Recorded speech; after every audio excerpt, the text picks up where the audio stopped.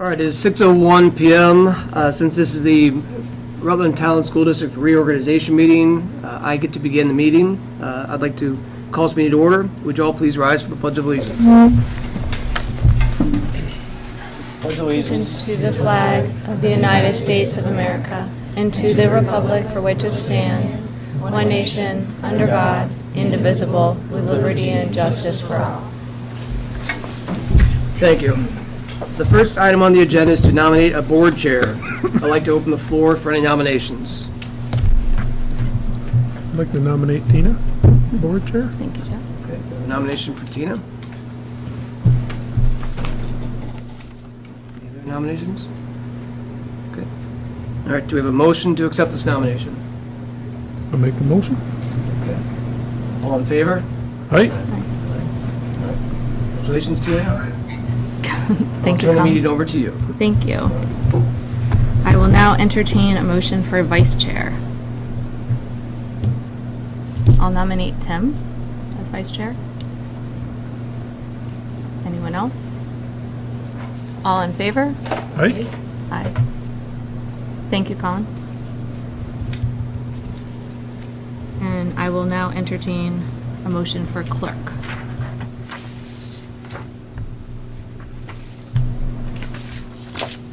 We were clear last time, right? Yes. Did you mind? Did you want me to explain? I'll No, it's nominate fine. Abby. Thank you, Tim. Anyone else? All in favor? Aye. Aye. Thank you, Colin. So Abby Bennett will be clerk. Thank you, Abby. You're welcome.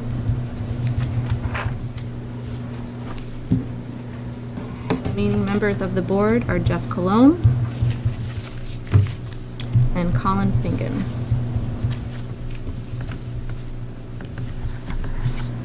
I will nominate the same three to the SU again, if Tim, Colin, and myself, unless either of you do not want to do it.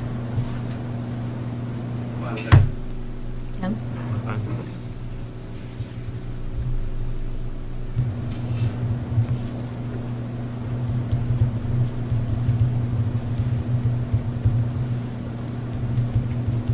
The regular meeting schedule, this past year, we've met on the second Tuesday of every month.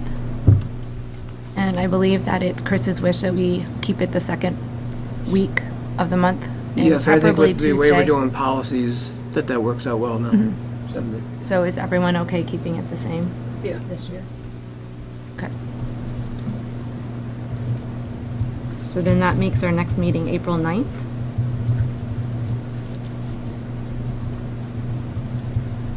And we'll go over the whole list of the year next time.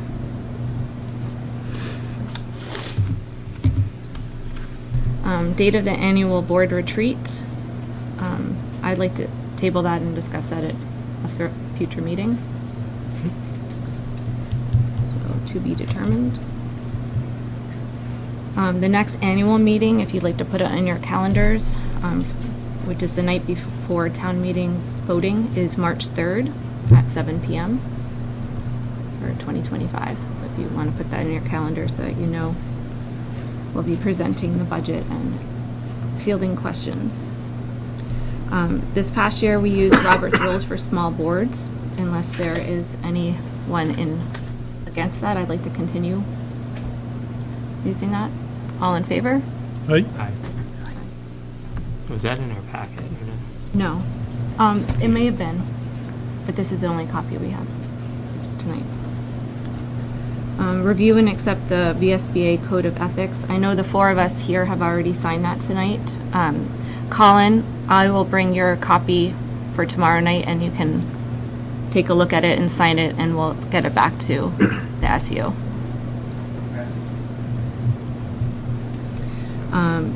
Locations where agendas and minutes will be posted.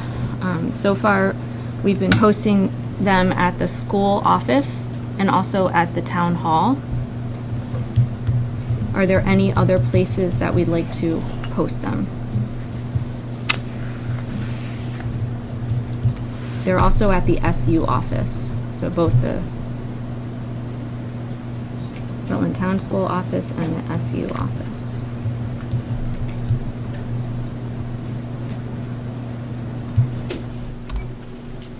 Choice of attorney, I believe we're sticking with Chris Leopold for this upcoming year, unless anyone speaks up now.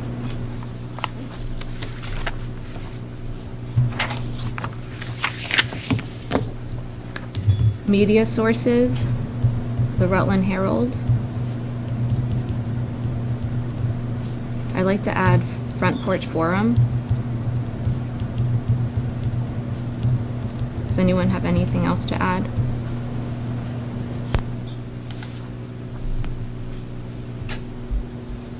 You have a question, Shannon?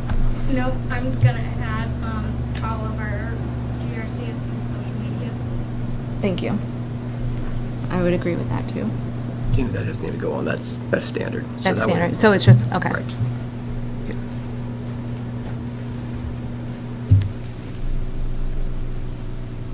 Anyone else have any other ideas? Okay. We need to authorize the administration to request and expend available grant funds from the Agency of Education as well as state and federal funds. Any discussion on that? All in favor? Aye. Aye. Colin? I'll just say by majority.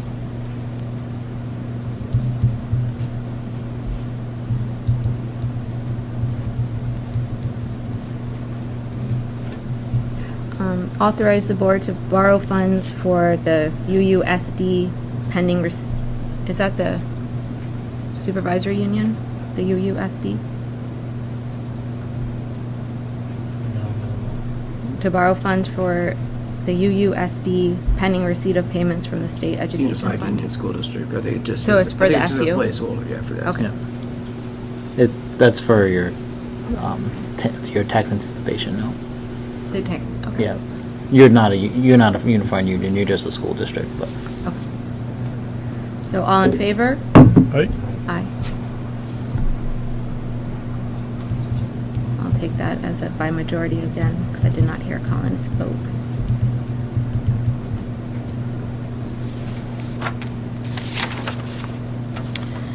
Authorize the board chair to sign director's orders and other documents on behalf of the board as necessary. I will abstain from this one. All in favor? Aye. Aye. Colin? Aye, okay.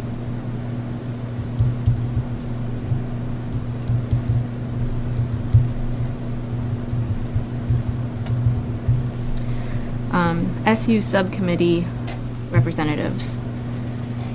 I don't believe that there is a finance committee for the SU right now, is that correct? That's correct. The negotiations team, I was considering keeping that same SU people for that. The negotiations, is it? Negotiations, yeah. I think that's fine.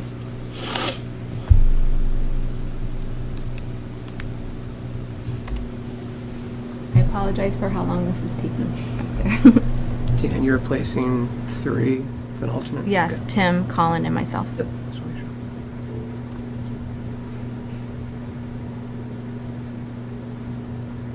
sure. Policy committee. Abby, Yeah. will you do that again? Jeff, would you be interested in that this time or not? Yeah, I'll do it.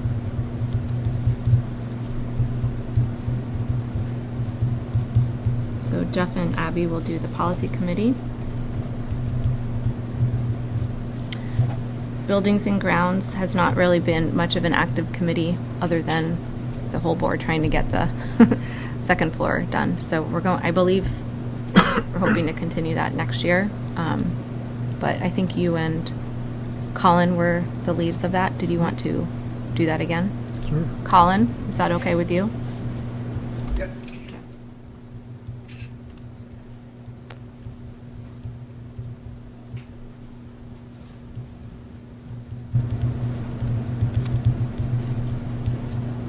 And the hiring committee. I did that last year. Yeah, I just might need somebody to help out if it's, As in, I can be you know, the alternate. yeah.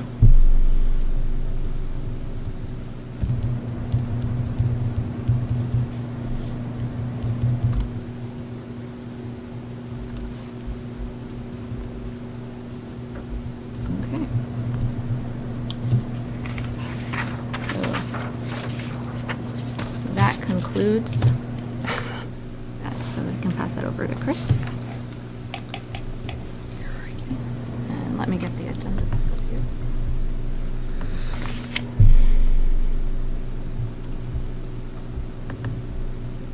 Okay. So I need an approval of the agenda.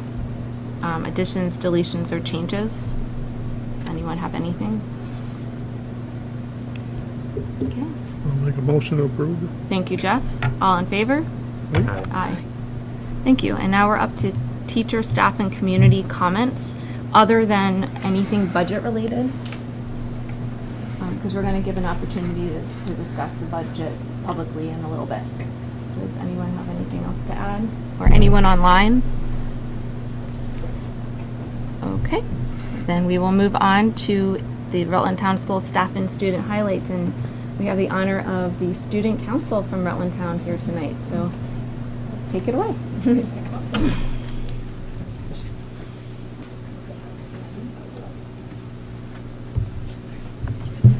it okay for them over here, Tina? Okay, Yes. Would you like them? I think it's They're gonna fine, but I think I reference. have a way to move the camera. I Yeah, just- the setting 2. So the little dash on Or they the can go lower behind left. you. I just felt bad if they were like Just stood behind you. right behind you. Okay. We can. You guys can go right back here. We'll go right behind. That'll work. So I saw it. Yeah. Kate Manaville and I both lead our 7th and 8th grade student council, but we really want them to do the talking because they did a really good job putting this together for you guys. And we're just here to support you if you guys need anything. So, are you? You'll have to let me know when to. So you can go ahead and go to the next one. Okay. And we'll start with us. Hi, I'm Aiden. I'm the student council president. Student council has a wide range of 7th and 8th graders. Elections. 5, 6, 7, and 8th grade all vote to be who will be president and vice president. When do we meet? We meet, I think, every other Wednesday at lunchtime. We meet to discuss both ideas for us to do during TA and stuff to make, I guess, our days more fun at school.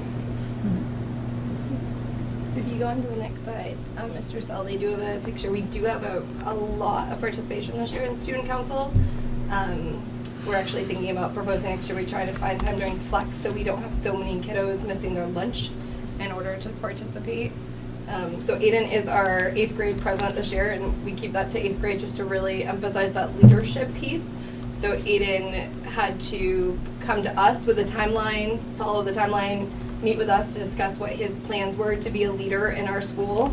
Then he had to actually videotape himself giving a reason why he wanted to be president, and that was shared with all of 5 through 8 who then voted via Google form based on their videos. So it was a lot of hard work for them to put forth and a lot of time that they give up to be on this committee. So instead of doing like in-person speeches, our students make videos, we compile a video, and then the kids watch it during TA and get through the voting through Google Doc. Thanks. Elsa, if you go to the next slide, we have Hunter. I'm Hunter. I'm the vice president of the student council. I was a team leader for the committee of Stuffabus. For Stuffabus, we had the Heritage Family Credit Union sponsor us, and they had their Captain Credit, their mascot, come in for to give an assembly for the entire school, and we collected over 1,500 items for Stuffabus. And then we used it in middle school. We used it for points to see how many points TA's got for that. And then at the end, since we collected over 1,500 items, we had ice cream as a reward for the entire school, and every single TA got and class got ice cream. And then we had a little competition, because there always used to be some friendly competition and things. In the younger grades, it was the 2 grades, so I think it was 3rd and 4th. So it was 5 classes got the extra fixing. So they got the sprinkles and the sauces and stuff like that. And then 5th and 6th grade won it for middle school, and they got the same thing. And if you go on to the next slide, they put together some pictures just of what it looked like. And if you advance twice through that, Mr. Zell, otherwise it'll play that video, which we did have WCX, which aiming to feed people in their community. Our Haley Morgan visits Rutland Town School to learn more. I lost control over it. Can you just hit the arrow button and it'll go to the next? Oh, you paused. Yeah, but I had to stop the video first. That's great. Hi, my name's Sophia. I'm a TA rep, and I'm the leader of the Jack-o'-lantern committee. We made the jack-o'-lanterns in our TA to get more points. Yeah.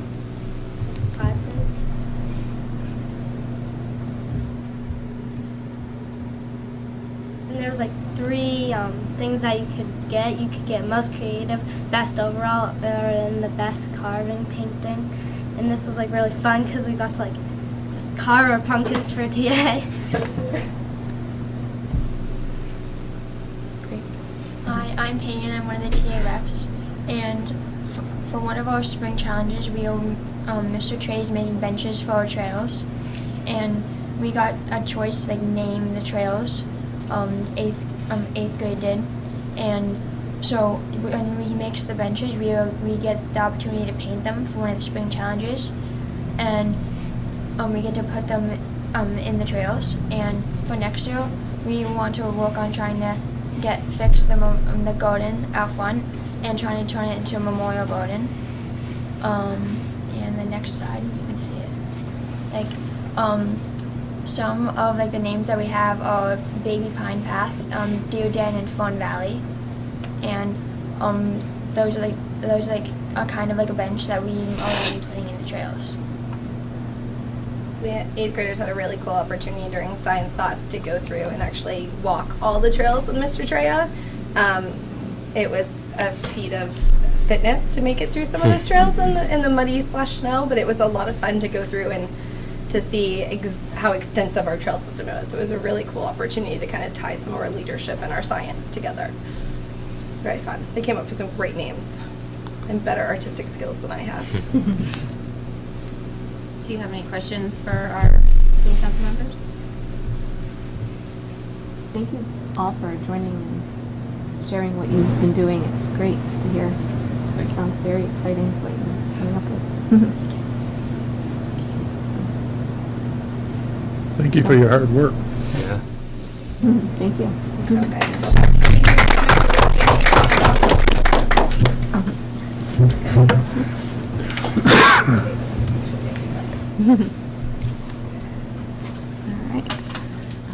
Next up on the agenda is old business, which is the budget.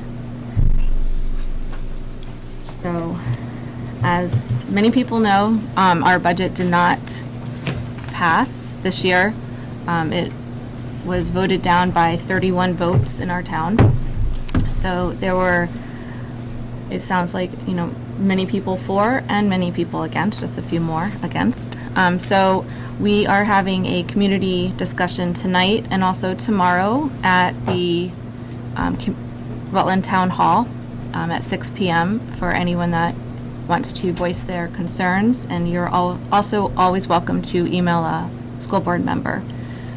So we do have some public online and also here, so if anyone would like to speak about the budget right now, this is your opportunity. Your thoughts or concerns? Speak.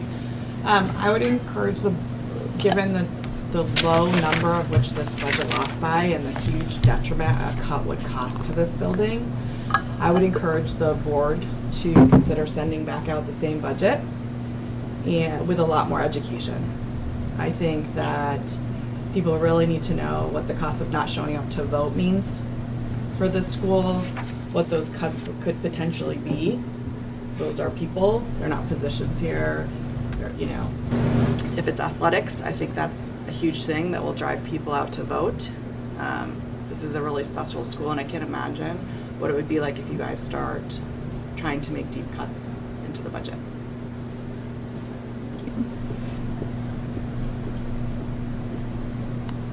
Anyone else? Yes. Sarah Graham. my family moved here specifically for the school this year in like the worst possible time to sell a house and buy a house. And, you know, we made a lot of sacrifices to get specifically this school district. And it was really frustrating to see 31 votes not pass and know full well people just didn't show up to vote that would have voted for it. So again, I agree. More education, I think, is necessary around why we need that budget. And I think it is sad that the entire state, a third of the entire state, did not pass their budgets, their school budgets. So that says a lot. I don't know that it's just specifically our budget in this town, clearly not. So I think more education and what we might lose if we don't pass that budget would be.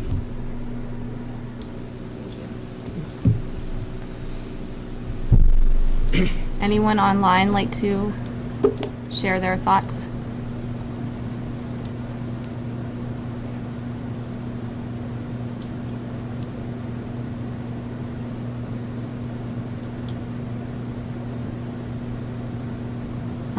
Phone number ending in 42. Did you want to say something? You're unmuted.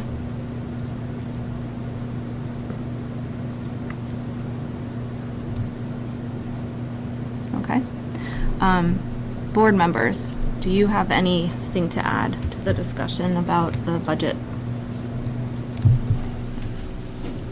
Jack, do you want to start? Sure. The budget was voted down, and so we have to look at that budget and see where we can make some cuts. As much as that we would like to send it back out, I think if we send that back out, it's without making some sort of adjustments, it's not sending a good message. Okay. Thanks. Abby?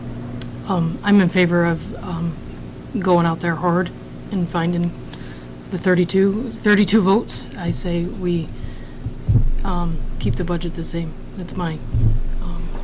I think we have to cut a lot to make a difference, a huge amount, and I don't think cutting some pennies here and there, we're not going to see any difference. So I'm 100% for giving the same budget out.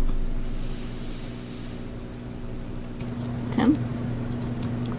Yeah, I mean, you have to go drastic to really to make a difference. You know, I mean, I'm not opposed to going out with the same budget. We're gonna have to talk to a lot of people and change quite a few minds, you know, because the no's were loud for a long period of time, and the yeses weren't as loud as I guess what we needed, right? So, I mean, I think there's a lot of disconnect when you say like education. It doesn't even have as much. I mean, it has to do with like the programs that we provide, what they're doing in Montpelier, all of that. But sometimes some of it was just purely the messaging. I think where, you know, you see people quoted in the paper where they want 20% more money.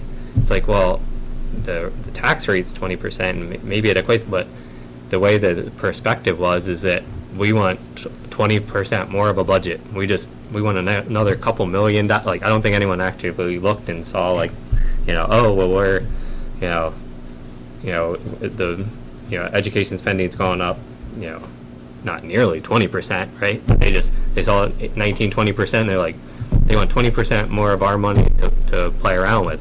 And I was like telling someone today, I was like, you know, you can't vote down your grocery bill, right? The only thing you have the power to vote down is the school budget, which is unfortunate because grocery bills are going up easily 20%. And people are upset about that, and you know, in lieu of trying to, you know, make changes with their diet, I'm just purely, I can say no right here and perfect, right? So, you know, no knock on the, you know, free library, but that got passed, and that's $100,000 that the taxpayers were freely willing to take those few dollars of their tax money and give to the library that could have, you know, resorted in $100,000 less dollars coming out of our school budget to make an impact. So, so whether we go, whether we need to make some changes to get those no's to turn their head, or we just need to educate them better. But I'm not for going too drastic on this. I think people just have to realize what this school brings to the community. And to Mrs. Graham's point, like, some of the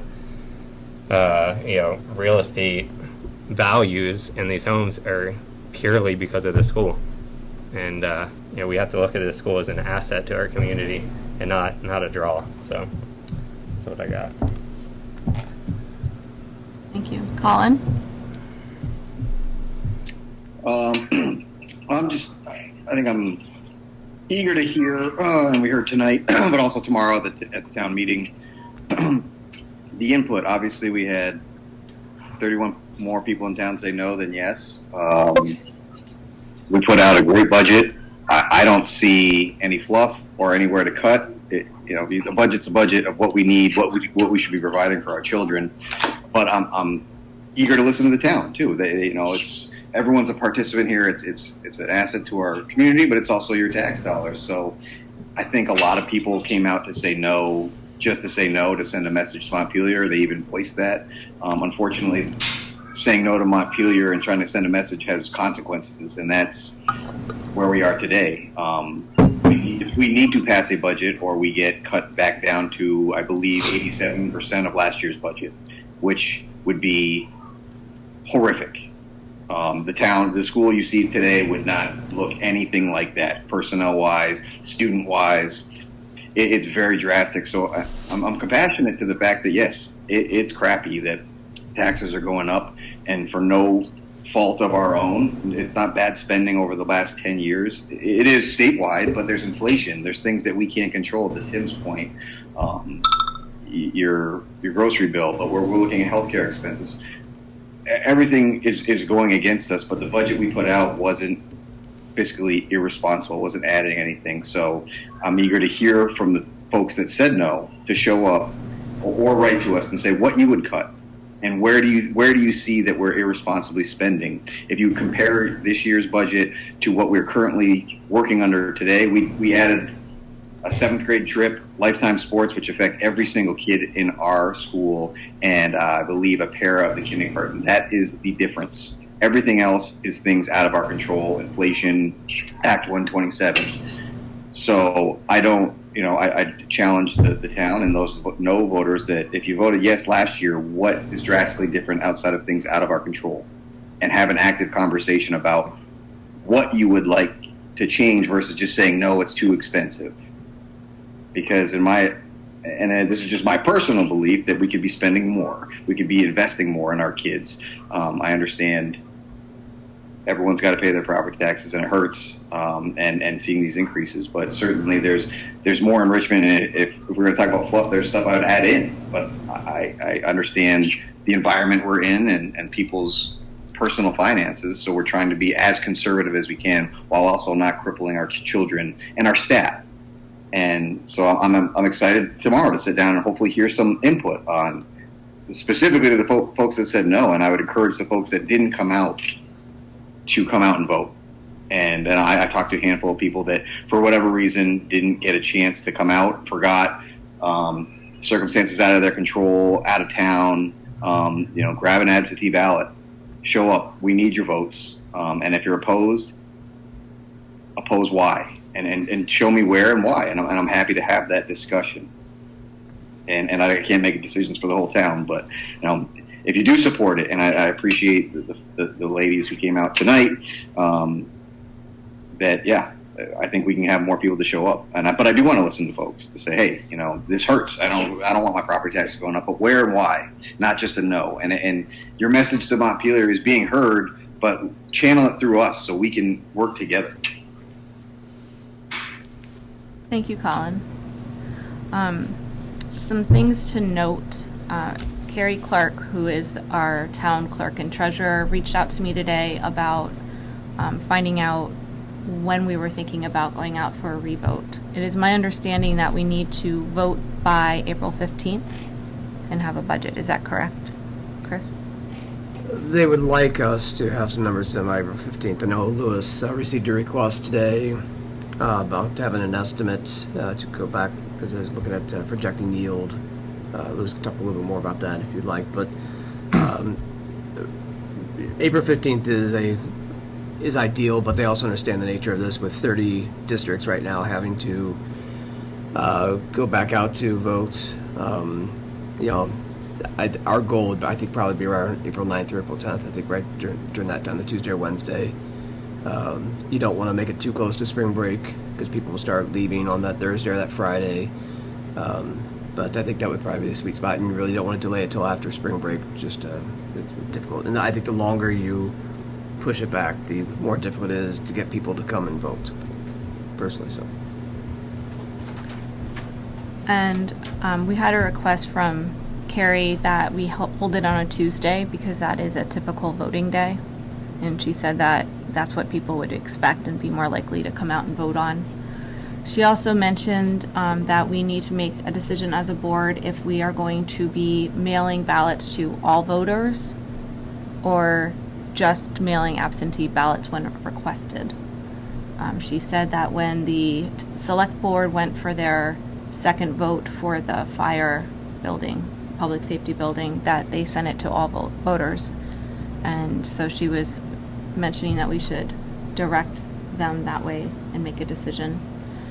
We don't have to decide that tonight, but when we approve the budget, we do have to have that information.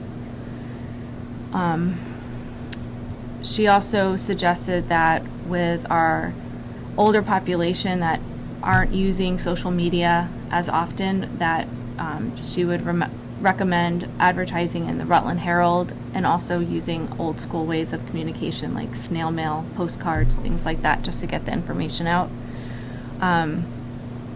And she needs at minimum 2 weeks from the time that we finalize the budget and sign a warning in order to have the vote. So that means if we're trying to do April 9th, then we need to look 2 weeks before that. Which is not next week, the week after. It would be March 26th. She would have to have that in her hand. Yeah. So we're having another community meeting tomorrow night, and then I was going to sit down with Lewis and Chris and discuss what we heard from the community tonight and tomorrow night and try to look at the budget. So I'm thinking that we should just start discussing the budget at maybe beginning next week, either the 18th or the 20th, as a special meeting of the board. And if we don't finish it, then that still gives us a little bit more time to get that done. We can get that going forward. Is the 18th or the 20th, are either of those days a no-go for anybody? Or is one better than the other? Whatever. Sarah, you blocked out my 4:15 to 8:15. Yeah, on that I think 20th. we'll be done. I think we'll be done by then, though. We have interviews set up for next Wednesday evening. And let me just check.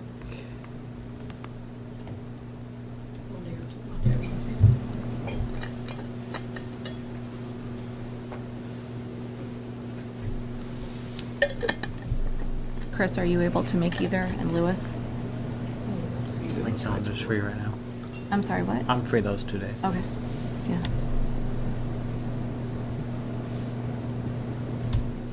We'll be done. We should be done at 6. Abby, we should be done at 6. Perfect. On You'll be here Wednesday. anyway. Great. So would that be better to do it Wednesday or? Might as well just fill it all up. I think so too. Okay. We're gonna be here. Okay, so why don't we set our Sorry, special Blanca. meeting for That's okay. Wednesday, March 20th, where we're hoping to finalize the budget so that we can get the warning out the following day. And if there's a way to sign it that night, Lewis, I don't know if that's possible, that would be amazing, so we can make sure Carrie gets it early on on Thursday. And we'll hold that here in the library.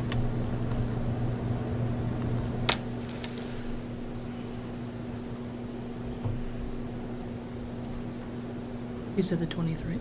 20th, yep, 6 p.m. Make sure I put it in there right. and with the anticipated vote day of April 9th.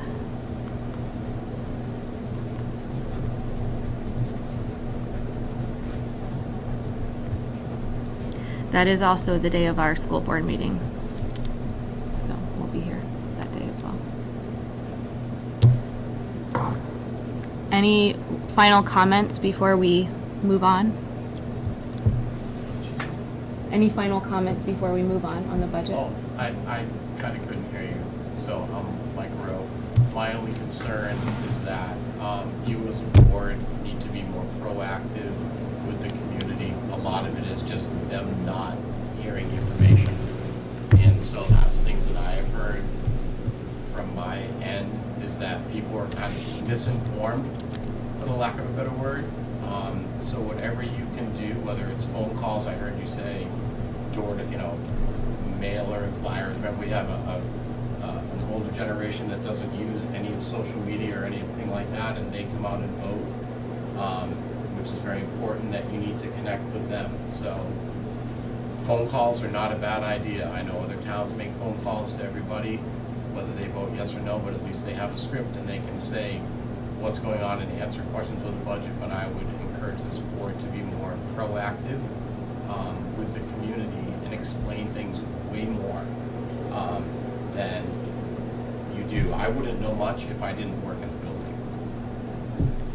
And that's no disrespect. That's your responsibility to promote this budget any way possible.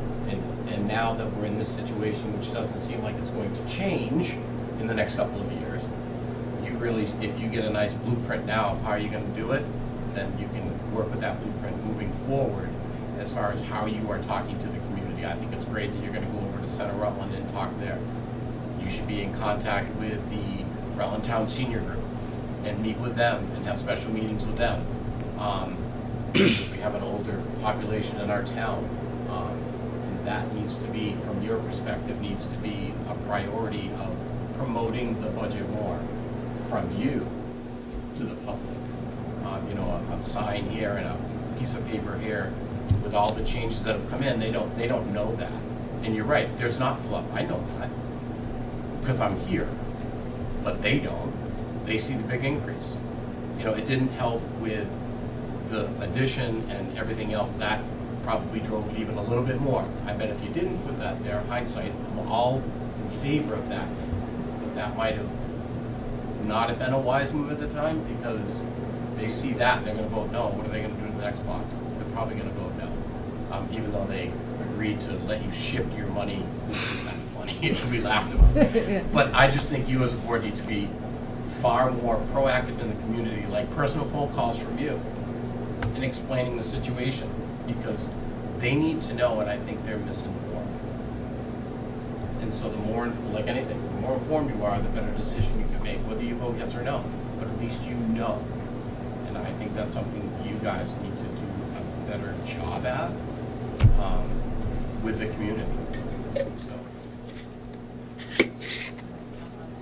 I know everybody's really busy. It's hard enough to get a board together. I've been on a board, couple boards. Anyway, if there's any way that we can get word out, if you do have a script, if you do have something that's very easy, and a list of phone numbers or just this part of the alphabet, I know there are other parents that would be willing to make phone calls with a script for you to say, this is why we need you to vote. This is the importance. This is the whatnot. So community help, ask the community. You guys all don't need to do it yourselves. I'm sure there are a lot of fired up parents out there that would be very willing to help you do that, get the word out. 2 is use your students. We just had a beautiful presentation here, and an hour ago, they were doing an amazing job. Learning skills, public speaking, gathering data. I mean, that is a resource there. Have them present at the polls. They're here in the school system anyway. Have different groups of either student council or other kids that want to volunteer. I've heard in the community some people saying, what is this? How much money are we putting in this lifetime sports? Blah, blah, what is, right? That's a new thing. I know that just cutting that does not solve your budget. However, I don't want to see that go. I saw beautiful pictures on your websites that you post out to everybody of all the amazing moments of Lifetime Sports. Share those with the community, not just the parents. If the parents were getting it, but like if you had posters put up, if you had kids present talking about it, sharing their experience, writing a letter saying that, you know, you get quotes from kids saying it was the most beautiful thing I saw at the top of the mountain that day, you know? That will get the older population too. That will, you can't say no to a kid. Like, use your children. They speak for themselves. And I would just recommend during parent-teacher conferences, if you're going to do the vote after that, that you have a lot of information in the building for people about the budget, because that is coming up right before the 9th. You know, you do need people that are parents in this building showing up. And so if you can even have someone here to answer questions about the budget during that time, you have people just readily coming into this building.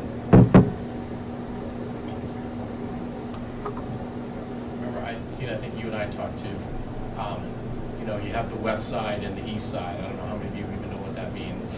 I'm not from here and I know what it means. And the west side is always your hard sell. There's a focus right there. That is a huge vote. That's where you went down by almost 100 votes. It's on the west side. So communication is huge. So if you could do something to bridge that gap, whether they vote yes or no, at least they're informed and they might make that better decision. So I would just encourage you to do whatever you can. My feeling with this discussion is, so it's, you know, it's great to play telephone tag right around budget time, right? But like, if we're gonna get out and like have coffee and have conversations, like this needs to be a larger effort, right? And I don't know if it's like, it'd be great, like we send out our newsletter, none of those people get it, right? Do they know that we have a play coming up in a couple months? Like, that's the sort of thing that I think is so imperative that these people see, because, you know, and I was talking earlier at the getting to the why, right? Is like, all they see or all they hear, and this isn't even only our community, but communities in general that are opposed to school budgets, are our kids are failing. No, our kids are doing exceptional, you know? Like, but all they see is like, oh, these test scores are going down. These tests are different than they were 3 years ago, different than they were 10 years ago. So, like, everyone that's saying like our kids are failing, they're not seeing our kids in the community. So I'd love for them to, you know, to come here. Like, how many people have voted no have stepped foot in the school in the past 2 years, right? So, and maybe they're not basketball fans, maybe they're not soccer fans, but maybe they're Jungle Book fans, you know? So, I mean, so there's got to be a communication there, not just, you know, walking the streets and knocking on doors, you know, so. Right, it's requiring us to think about, and I say us, to think about a different way of approaching and reaching people just outside of our building. We all know what happens in here. We all know the great things that go on here. We need to expand that somehow, some way. I don't have the answer for that, but somehow, some way to our entire community so that they can see how awesome this place is and what it provides and how different it is from when they were here. I mean, it's dramatically different. It's dramatically different since I started here 22 years ago. So we just need, as a group, to just do it. I think find some different ways, try something different. And we all have a different skill set and a different, you know, way to, you know, deliver, you know, our strengths to the community. So. Yeah, I agree. Sorry. I don't know if it's ever possible to gather this kind of data, but I would also be very interested to know the percentage of people that voted no and how many of them have children in the school district or have access to the school district. How many people are not, you know, utilizing the school and therefore voting no because it's not important to them now? Colin? It's affecting all of us, and I think I take Mike's point that yes, we can be more active, but we're also, and a bit like devil's advocate, we are very active, and I love people to try to be informed as well. But whatever we can do between here and the 9th, and I'll take what Mike says, and let's get more stuff out there. Understanding that when we do mailers, when we do advertisements, that does cost money, and we're talking about money. But yes, we're in a position where we need to be selling this, and I'm happy to go speak and seek out the old groups and the folks that don't. But whether you have a kid in the school or not, this budget affects your property taxes, but this school and its value also brings value to your home. So we're all in it together. If we're in a position where we go back to 87% of last year's budget because we keep shutting this thing down, property values are going to go down with it. So whatever we need to do, and Mike's got his pulse on a lot of the community that I probably don't. So I'd love to listen to his ideas, and let's do what we need to do to make sure everyone knows. But I implore them to meet me halfway too, to in the future try to be informed as well. To sit back and say I didn't know, so I voted no. It's we have meetings every month. All of our numbers are published. Call me anytime you want.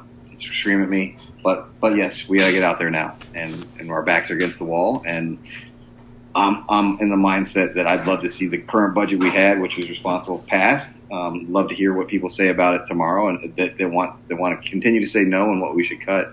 But if we're going to get out there and keep the same budget, we got to get out and defend it and tell people why it works and what the consequences are. So thank you, Mike. Sarah, you were here the last time the budget got voted down. What do you think made it successful eventually? So it took us 3 times. So the first time we put it out, second time we had some cuts and it failed miserably. We put everything back in and some, and it passed. We had Mary Ashcroft Billings helped. I think I mentioned this at the last board meeting. So she recommended the board sent postcards. So they got a list of all the registered voters, and then they were able to see at the time who didn't vote. So you had all the registered voters and then who didn't vote. And then there was a committee of board members and I think some volunteer community members that made personal phone calls.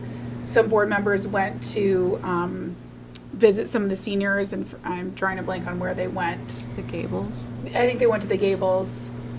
And the RSVP group, Rutland Town Senior. When they went to the Gables. So they had, they sent postcards.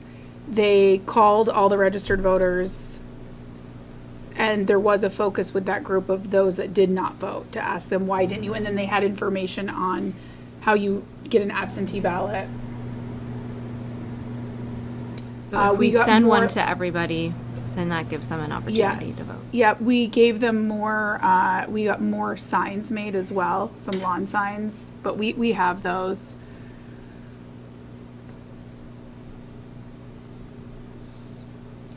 So just to reiterate. One more thing. Sorry, I'm just thinking. I think Samantha Racine, she was on here earlier. She actually helped make some stickers. So we got some pushback from parents because we gave stickers to kids that say "Please vote," and some parents didn't like that. They put them on their car or something. Yeah, they were like, "Why are you promoting kids to vote on your budget?" I think that wasn't as well received. And then at the time, she even I think helped us make some more like color flyers. And some of the community mentioned again, they love seeing pictures of the kids. So, go ahead. Oh, sorry. Samantha? Hi. I would be willing to do that again if you want me to make like the flyers or we did a trifold. And they mailed out if you needed to, or they could just be passed out. But it's up to you. I can definitely do that again. Thank you.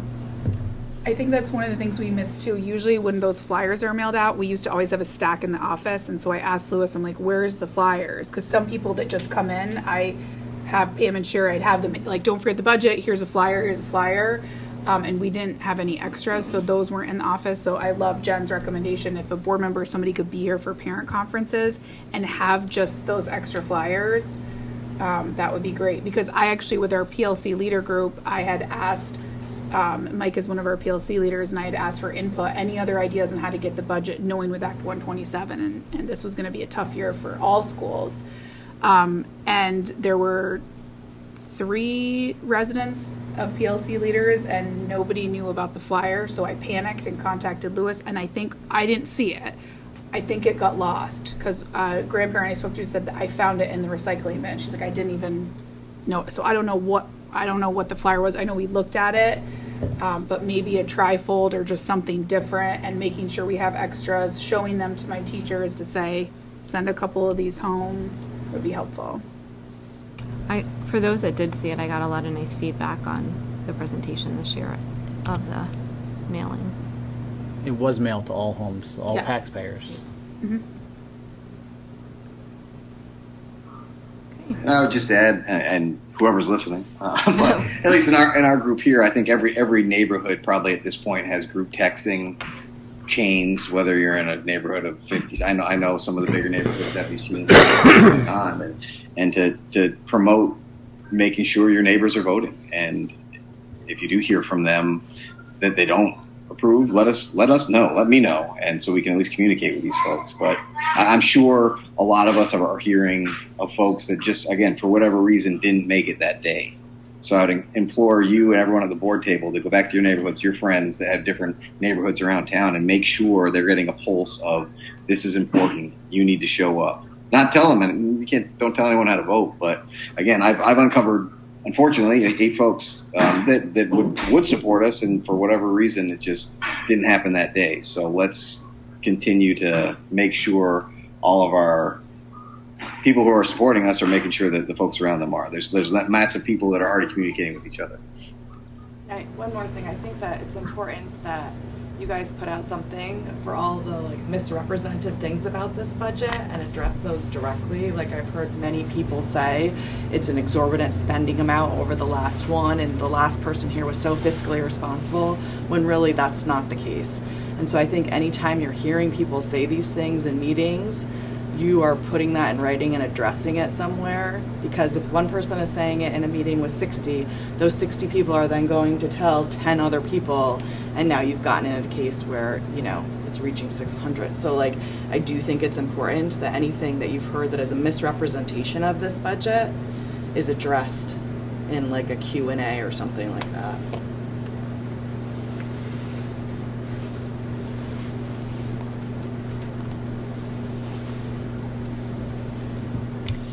All right. Thank you, everyone, for your thoughts and contributions. Appreciate it. So if it's okay with everyone, we will move on to the Greenprint contract for the 3-acre stormwater project.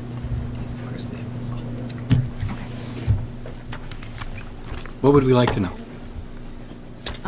So I guess if you could explain to the board what this is about and how it's being funded. Sure.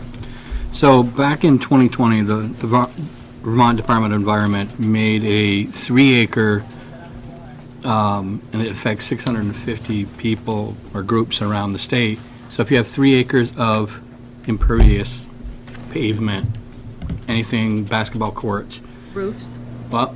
I read about roofs too.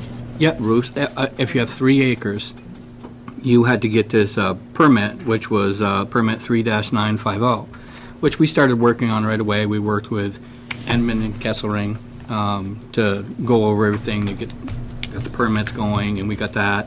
And then it's kind of made its way through. They made a design. The Vermont School, make sure I'm saying it right, the Vermont Green Schools Initiative came out, where it was kind of a grant to pay for this, so we applied for it. And the first round, we weren't accepted, but then they came back and found a little more money where they accepted us. So what that means is they came back to 2 of our schools in the district. To get it all done, which is in 3 different areas, and I can explain those 2 if you'd like, was going to be $107,000+. So with this Green School Initiative, all that we have to do is pay the 10%, and we did the 10% non-cash, So what that means is until August 31st of 2026, we have to pay that 10% back in planting new trees, building benches with the students that I'm working on, doing any education with science, and I'm working with Mrs. McDougall on that as well. Over the next 3 years, that is how we're paying it back. So we're kind of benefiting twice, really. We're getting the work done, and then we're also getting extra things for the school as well, so to say. So really, what's it costing us? It's going to cost us $10.7 in extra things that we're going to do, planting trees and stuff like that, over the next 3 years. So is that all the changes are, just planting trees, or what else? Oh, there's a whole list of different things. What we sent initially when we did the initiative was just that, to give them some ideas of what we would do. And even Mrs. McDougall said, "Oh, we would love to do a stormwater part of her class." So again, all of that can be counted against that money.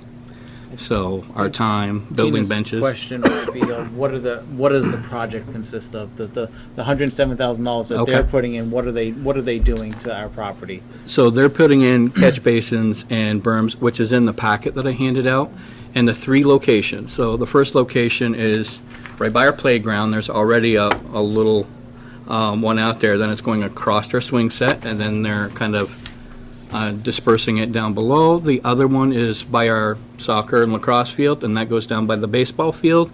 And then, again, it's to stop the, they're saying the phosphorus, the pollutants that are coming off the roof or the pavement. And then the last one is literally our big parking lot. They're going to make a little berm so the stuff doesn't run down over it, and it'll run into a catch basin and then disperse down in by the bus parking lot. Their one recommendation as well is to move the bus tank, the fuel tank down there just over by where we have the electric anyway, so it doesn't go down over that hill. So that's what it all is going to be done. When will that be done? And that's what we're working on now. So right now we're in the contract stage. So the board has to approve the contract before they can move forward. After that's done, then they can start the bidding process. They handle everything. They handle the bidding process. They'll pick the winning bidder that's going to do the construction. All we have to do on our part is, in collaboration, plus our $10,000 worth of in-kind services. As far as timeline, I would imagine they're looking anywhere between 6 months and a year out. Yeah. Looked like they were planning maybe this summer. They might start some stuff, maybe. It really But it just has to be done over the next few years, 2026. by 2026. And it has to be done. I think it has to be done, right? Wasn't that a conversation a The couple new years ago? permit that was passed in 2020, and I think that it just kind of got pushed off a little bit because of COVID, maybe. Yeah. It wasn't brought acted up on at town right away. meeting like a year or two ago. Right? Well, it's been in the works for the last few years. We've had to apply for several permits, and we've been working with Greenprint for, I think it's about 2 years now. We have, yep. So do we need to, if we approve this tonight, sign this and give it to somebody? Is that what this is Just about? have to approve it, and then I think we'll have Chris sign it. Okay. Because there's So we don't need to sign it. edits that are being made. It's right now, they gave us one version, our attorney has reviewed it and approved it. Then it was also sent to the state, and the state has reviewed it and made some small edits. Yeah. That edited version has been sent to our attorney as well to review. I have not heard back from him yet. But he did not have any concerns with the original one, and any edits that were made were based on the state's concerns, and I think they were just minor stuff. Great, thank you. So, what are thoughts of the board? Sounds like it was well thought out. I like that we don't have to pay for it. I was just going to say that. I didn't know that when I was reading over this originally. I was like, what? Colin, do you have anything to add? I was curious about 2 things. One, the in-kind portion. How are we tracking? So we'll keep track of everything, then we'll give it to Sherry in the office, and it can be submitted that way. So we're going to keep track of everything that we do that, you know, that they say that we can utilize. So there's no financial impact to the budget, just as a point of clarification? In 3 years, if we didn't get to that 10,000, we would have to pay the rest off. So if, say, we still had $1,000 left that we didn't do, we would have to pay that.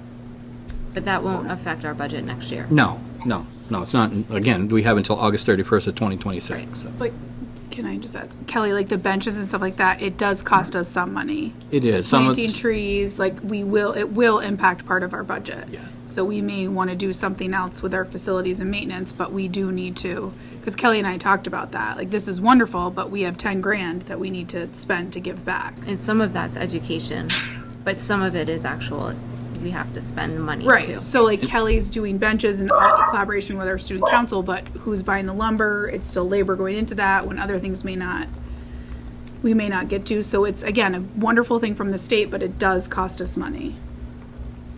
Over the next. Was that factored into this budget already? No, it was not. No. I mean, there's a repairs line, 10,000 split over the next 3 years. It's pretty insignificant compared to the overall budget. Plus, the training piece actually amounts up pretty quick. I think you can do this. It was like $6,000 for one piece of it. So that's 4,000 left. And we have the EYES program. That's how I build the benches, working with the students. So we have some of that in there. So it's a matter of just moving here and there. And I think even Colin said that he had a donation for trees. Wasn't that right, Colin? 4 Winds. Yeah, there's a grant. So I mean, I don't know the. But that will count towards our In the budget anyways for that. Yeah. So it's just, you know, it can be part of landscaping, stuff like that. You're telling me if we get donations, that's in kind coming from us? So the community could support this grant as well? I mean, because for the trees, I'm getting a grant, so it seems like, to me, double dipping. It would be probably double dipping, yes. Well, I was thinking it'd help us out. I was like, we need trees for the stormwater. Still, we have trees. I mean, we have it in the landscaping budget to do little things like that anyway. And we have some dead trees that we want to replace. So, again, it's kind of a win-win. Anything else to add? Where's the where's the grant coming from, federal or state? So this is a Vermont grant. State. Okay. It's coming out of the education fund. No, I mean, we're a green state, and it is what it is. Just trying to figure out where the dollars are coming from. It's the Department of Environmental Conservation. Yep. I make a motion to approve it, the watershed, Okay. to do it. Any further discussion? All in favor? Aye. Thank you, Jeff. Moving on. Financial reports. That would be you, Louis. So included in the packet was a budget forecast for the current year's budget, so FY24. So I currently am anticipating that we are running a surplus of approximately $219,000. And I did provide a summary page which outlines where that surplus is coming from. So a majority of it is definitely salary savings. We had one position that was funded through ESSER that was also in our budget, so that was approximately $63,000. The other $120,000 was just staffing changes. And we go through a lot of staffing changes from one year to the next when we're setting the budget, and then at year end we have some attrition, people are coming and going, and just in those changes, some years we can have savings, some years it may cost more, but if we have somebody that's at the high end of the schedule that retires and we replace them with someone on the lower end, you have savings there. If you have someone who is on a family plan and switches to a single plan or gets replaced with somebody from a single plan, you could have significant savings there. So that savings is not for a position that we had put into the budget that wasn't filled? Or is that also including that? Such as we're looking for a special educator, correct? Special, this would not include any special education. This is Okay. just the local budget. Special ed would be at the SU level. I don't believe you have any open positions. We do. What positions? A special educator. Oh, no, for local, though. For local. Oh, No. Para-educators. we have a couple paraeducators that are retiring, so we will have openings. But right don't now, right you now? don't have any open positions Correct. for this year. Correct. So Good. it's just mainly just staff changes from Perfect. one year to the next. Thank you. Um, And then the tuition revenue was unexpected. That's not Correct. typical. So that really helped. And definitely the interest revenue, that's something that all of our districts are seeing with the high rates. Definitely receiving a lot more revenue this year than we have in the past. So that's another $23,000. And that's on the money in the bank that's just accruing? Is that what that comes from? Correct, yep. So it's, we get paid 3 times a year from the town, plus we get some money from the state, and then we're also taking money off our line of credit, which we do have to pay interest on that loan. But any money that's sitting in the bank, it's swept into an investment account, which is earning a higher rate of interest. Can you refresh my memory why the school resource officer costs so much more than our budget this year? I just don't remember. So I did check on that, and I think when the school resource officer was switched From the rate- being partially funded from the town to being fully funded by the school? It was about a year ago. I think the position also switched. The person switched, Mhm. and the rate did increase. And so we're really playing catch up right now. Do we saw have it the- appropriately priced in the budget for next year? So I did check in with the town the last few days to get an estimate, and we're about $2,000 off Short? what we have in the budget. Yep, versus what the estimate for next year is. But we're a lot closer than we were for this year. And then the other thing I just wanted to highlight for the public too is that our preschool tuition, we're paying quite a bit more than what was in the budget. So, No, I just, no knock on the SRO in any way, but like, so we fund that fully, right? And if we didn't have an SRO in the building, wouldn't the police department then have to be expected to make calls to the school? Mhm. But since we fully fund an SRO, they don't have to do anything and fund in any way. that's what it sounds But like. they just got another $60,000 for another full-time officer. I don't know. Like I said, I'm not opposed to the program. I think she does a phenomenal job, but I do find it interesting that, we fully fund that and then get our budget shut down. But they get another police officer for the rest of the town. So she has to play a part in the school, right? We're fully funding a full-time Right. police officer. Right. So. And, mhm. So it would take some resource from the town if we didn't fund it. Mhm. Something they should We keep pay in for mind. her whole salary? Yeah, we Louis pay got the we pay an breakdown. hourly rate. I think it's $46 an hour times 180 days times up to eight hours a day. Nothing more than 8 hours a day. $45 an hour for this year. Maybe it's 46 for next year. So we pay just an hourly rate, and that includes all the costs, salaries, and benefits. So they probably do pay her summer Something. salary or something. Or like if she's doing duty work for them, like on school vacations and stuff, right? Or do we pay for that too? No, we only pay for when she's here. But she does do police work while she's here. We don't pay, it says up to 8 hours a day, so if she's here for night activities, that's not added, that's not an additional amount. Right, so she's great. She'll come to dances, parent conferences, at pretty much any evening event that we ask her to attend, she comes, which has been great. And the town, because that has been questions from the community, they've asked about that. So I did follow up with Chief Dumas this fall, just clarifying that. And he said, no, we only charge, because I didn't see that until recently, what we were being charged. He said, we only charge you 8 hours. So can you just clarify, you said that when she's in the building, she does outside police work too? Yes, sometimes like she needs to go to traffic court, things like that, and she'll attend remotely. She'll be doing some police work in the building during school time. And I've had community members ask about that, and I talked to Chief Dumas about it, and he said, yes, she needs to do that.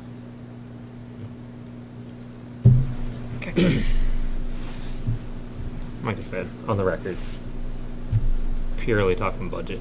I got a place in my heart for, and if anything was ever to happen, I would not want that on my shoulders. But I do, when someone says that you're fiscally irresponsible, I think it's a question that should be posed. So that's why I put it out there.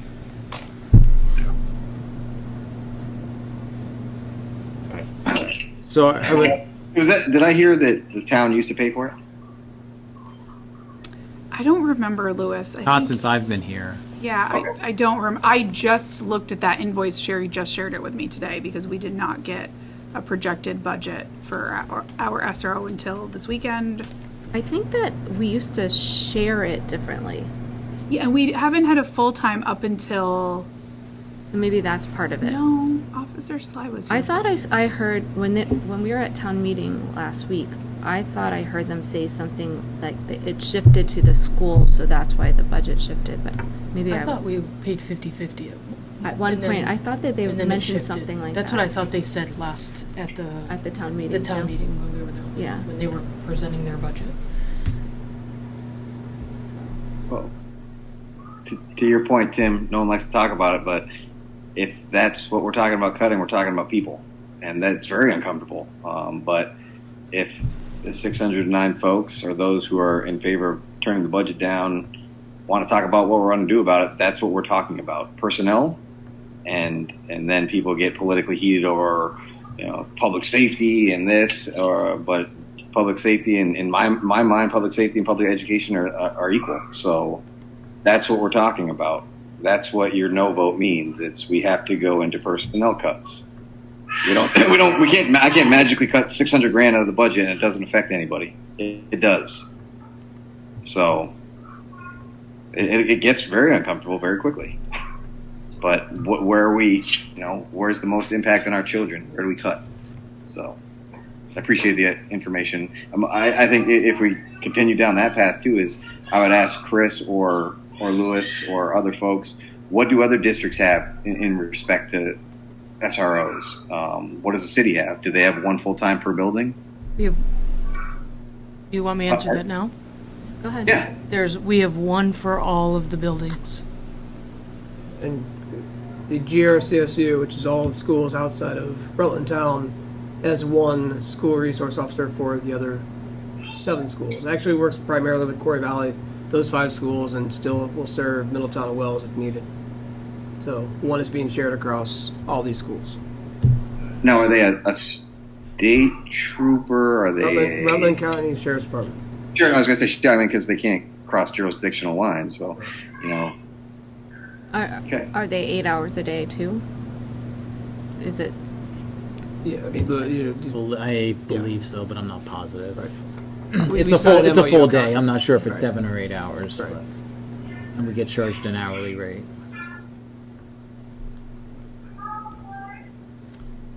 So as far as the forecast, I'll also add that we have an additional $137,000 in unspent money that's not included in the surplus for lines like supplies, dues and fees, professional services. Right now, that it's forecasted that we will spend those funds, but if we don't spend them, so if there's a supply line of $5,000 and we only spend $3,000 of it, right now I have it forecasted that we'll spend the full $5,000, but if we only spend $3,000, that $2,000 would get added to this surplus. So this surplus will potentially increase. As far as the budget goes, and in relation to this surplus, I mean, we could look at, since the article was approved for us to put 50% of the prior year surplus into the fund, if the board chooses to, we can still continue to do that to some number up to the 50%, and utilize some of this surplus, or plan to utilize some of the surplus in the budget. So we can't actually use this surplus until it's audited, but we can plan for it to use it, and then we wouldn't want to use the full amount because it can change and it's not audited yet. But if we wanted to say put another 100,000 in, we know we're gonna have at least $100,000 surplus, so we could utilize some of this surplus And for still the put budget, 100,000 and then into still use the prior year money. improvement. Capital improvement fund. Good to know. Thank you. Should we freeze the budget now? This is a surplus, though, not. I know, but I mean freeze the budget now so that there is a bigger surplus. That's really I mean, typically I only recommend that if we're running a deficit. So that's not something that I'm currently recommending. But if you feel that it's That's what I'm important to asking. increase this so that we can utilize more of it, then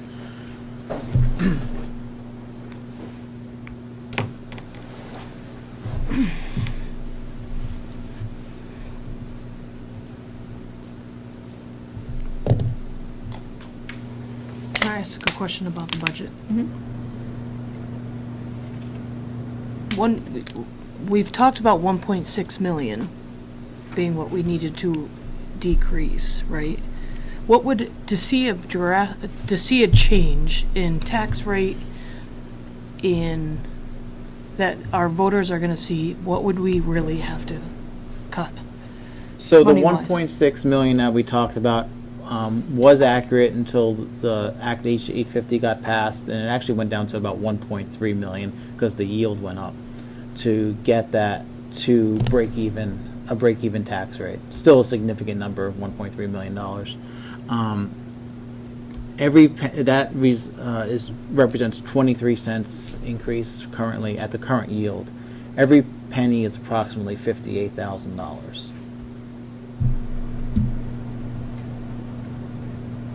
So depending on where you want to get that number, if you wanted to decrease it by 10 cents, then you're looking at 580,000. But you can kind of do the simple math in that calculation, really determining where you want to be. And we know 23 cents was approximately 16.6%. So if you wanted to get to single digits, then we can kind of figure out really how many pennies that would be and how And much 10 cents on a $300,000 budget. How so much 10 annual? cents is $100 for every 100,000 of assessed value, so $300 for a $300,000 home.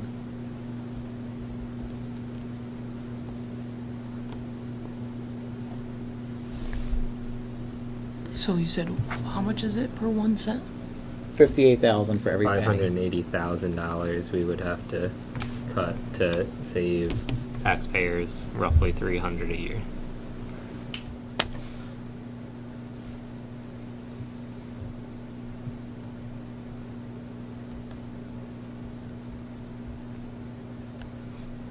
Or $8 a week.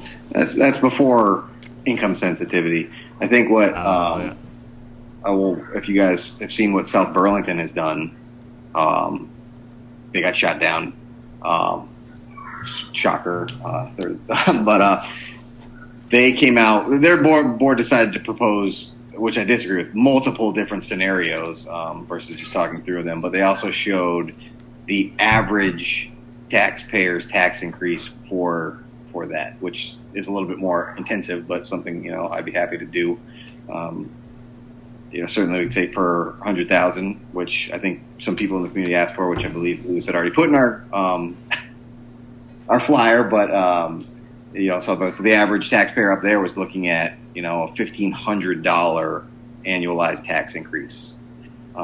Just putting some perspective on what's going on around this state for us, that we're not looking at a $1,500 per household increase. But maybe that's useful.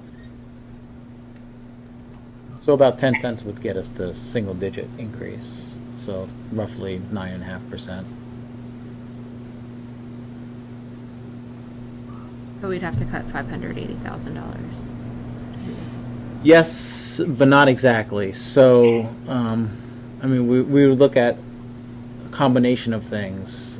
So it's both the decreases in expense, increases in revenues, but also changes in the yield. So now with everybody going, all these towns that have voted down their budget, there's talk of budgets being decreased and the yield increasing. And I mean, it's just speculation at this time, but they are trying to get the yield up to close to $10,000. If the yield goes up by a couple $100, that is also shaving pennies off of your tax rate. And so Chris alluded to it earlier. The state has sent out a request, and they're looking for answers by 10 o'clock tomorrow morning as to what we estimate our new budget will be. And I know we just started these discussions, but they want to use this information to provide to the legislators, so hopefully that they can get an update on the yield.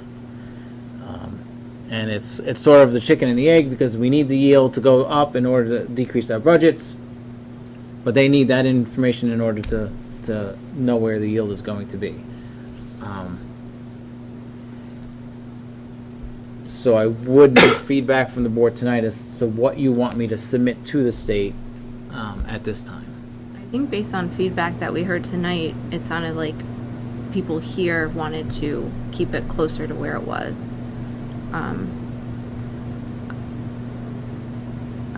I don't think, I didn't hear any major cuts. I want to definitely talk to other community members. Tomorrow night it might be different.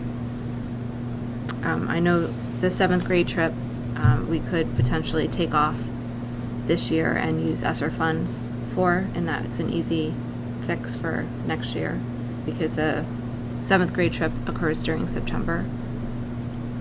But we take off the 7th grade trip, they're not It's still gonna- in there.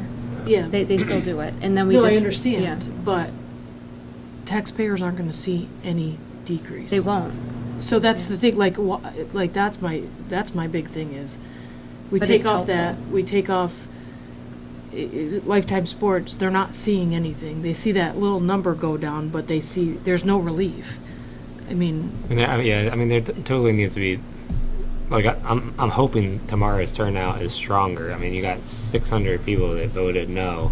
Do they all live on that side? I don't think there was any no voters here tonight, you know, so. So I'd love to hear more, and what is the threshold? Like, what do they want to see? Because I think if they're like, we want to get here, and then we meet them and say, okay, to get there, this is what we have to do, they may change their mind, so. We go back to getting to the why, and one of the big things we talked about was relationship building, and when I was talking to the kids, and how important that is, and how much that impacts social emotional learning, and impacts students wanting to come to school, and you think about the 7th grade trip, and that's all about relationship building. You talk about Lifetime Sports, that's all about seeing your teachers in a different light, and a different outside of school, and how much that builds relationships. I just feel like those things, that small number, that 0.2% that we put in there, has such a huge impact that I don't think it, for the impact that it has on the kids, and how much does not impact bringing down the budget at all. It really truly doesn't. And that's one thing that I keep looking at is, we pretty much handed them the same budget they had last year, except for 3 things. Mm-hmm. One was a paraeducator for what? We have 52 incoming. 42. 43. 43 incoming kindergartners. We have 1 paraeducator to help out. I just have to, sorry to interrupt. I have not opened registration for kindergarten yet. So that's just those kids that we know that are coming. So, We have 43 little 5-year-olds coming here next year. It's going to be a great class. Yeah. So I just think taking those experiences that really impact the things that our kids from COVID, everybody wants to use COVID, that are, that social emotional, that relationship building that was lacking during that time, to pull that out and not see any difference, I just think that's extremely detrimental to our students. So they want an idea tomorrow, but we have but April 15th is when they. So they're, excuse me, Louis, they're not going to hold us to the number we provide. It's an estimate. It's like a Honestly, temperature of the right, room. They're trying to read the tea leaves, just try to get an idea where the yield will be, knowing that we are still early in this process, that we're less than a week out of, a week ago, we were still voting. We're waiting on the results. We didn't know. on the mean, budget this time last week, so we were very early in the process, but I think it's really is, they're just trying to project where the yield may go and what the next steps are for us. Just shows out how out of touch they are, in my opinion. Colin? Oh, well, I think to the point of what they were trying to do is they heard and they saw through the grapevine that some districts were being egregious with some of the loopholes they found on the 5-cent cap, and I think the voters came out across the board with the changes, obviously, and shot down a third of the budgets. But inside that third, there are some folks that we've talked about that jacked it up, which is going to put them in check. And hopefully their boards are doing the right thing. We're all in this together across the state. That's how we're doing it. Did we add fluff in there? Were we being egregious with a loophole, or did we put out the budget that we were supposed to? I'm in the camp of we put out the correct budget for what we need in Rutland Town. I'd be comfortable telling the state that tomorrow. I don't see us diving even with a great turnout tomorrow and great back and forth. I don't see us in a position where we're even looking at a substantial $400,000, $500,000, $600,000 cut. I can't envision Rutland Town School and what it looks like if we're talking about that. And I'm not going to sit around tonight or with us talking about $17,000, $20,000 arbitrary cuts without listening to the community to say, what do you think is unimportant? We could throw around any figure you want, but until you put a program, a person behind that, it means nothing. I'm comfortable telling them we think we're going to land right where we are. I bet you the yield's going to go up. If you get the Mount Mansfield of the world coming back to earth, and some of the people that saw a loophole overspent and their taxpayers shot it down, the bucket should get smaller. The yield should go up. If what Lewis just said, if that yield comes up to 10,000, we're looking at the budget we just proposed at a 2-cent increase. It'll go to 120 if we get that yield to 10,000.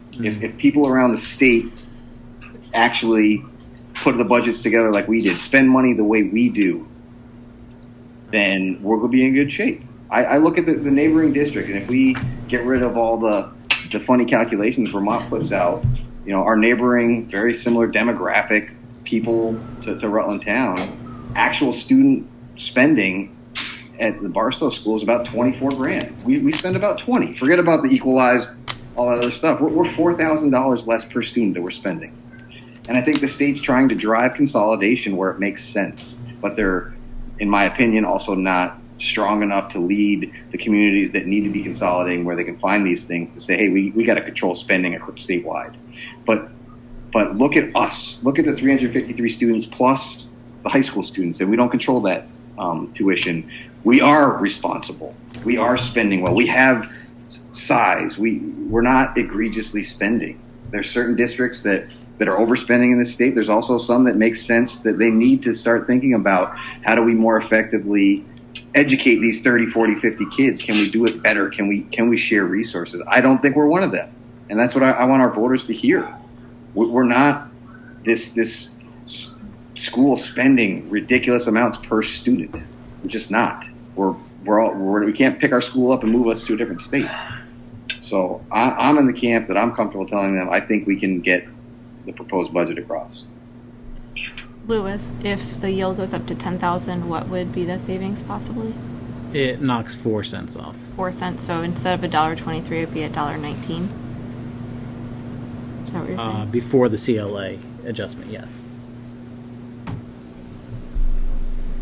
So you'd be looking at an increase of 13.59% after CLA.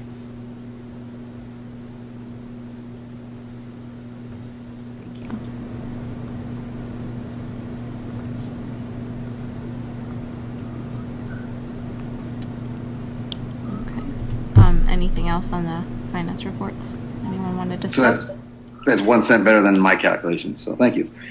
Even better. Keep driving the yield up.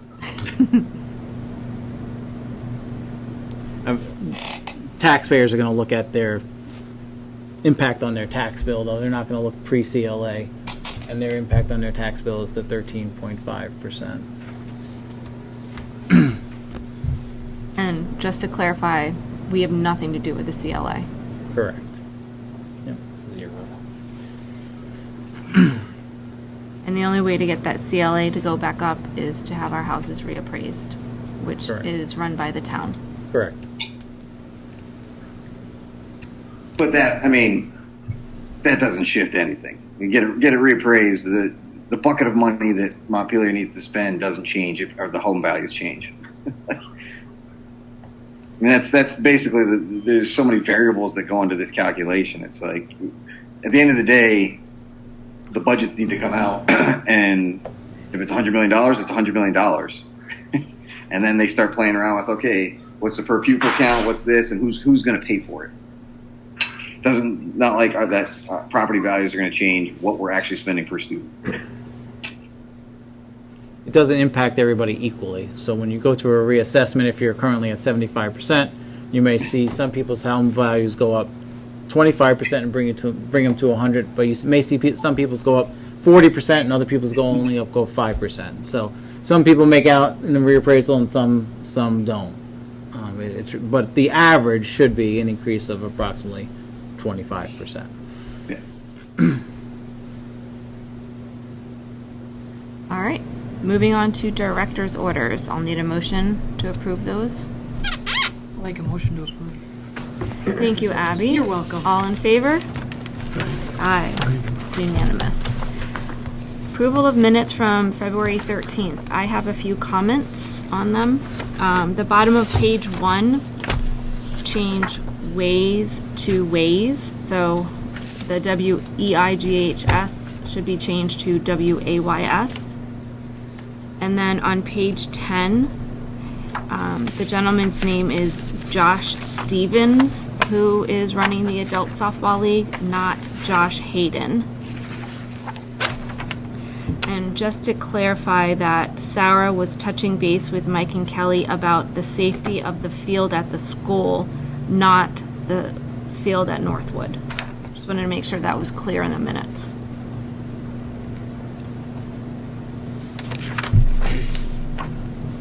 Does anyone have any other comments to add about the minutes? Okay, I'll need a motion to approve that with those changes. I'll make a motion to approve that with the changes. Thank you, Jeff. All in favor? Aye. Aye. And that brings us to the superintendent's report. Thanks, Tina. I will be very brief tonight, since this is the time of year the majority of our work is focused on budgets and getting things ready to go. So in the packet, just provide you with the election results, not just from Rutland Town, but also across the GRCSU, as well as the legislative report, which kind of outlines where we're at with certain bills.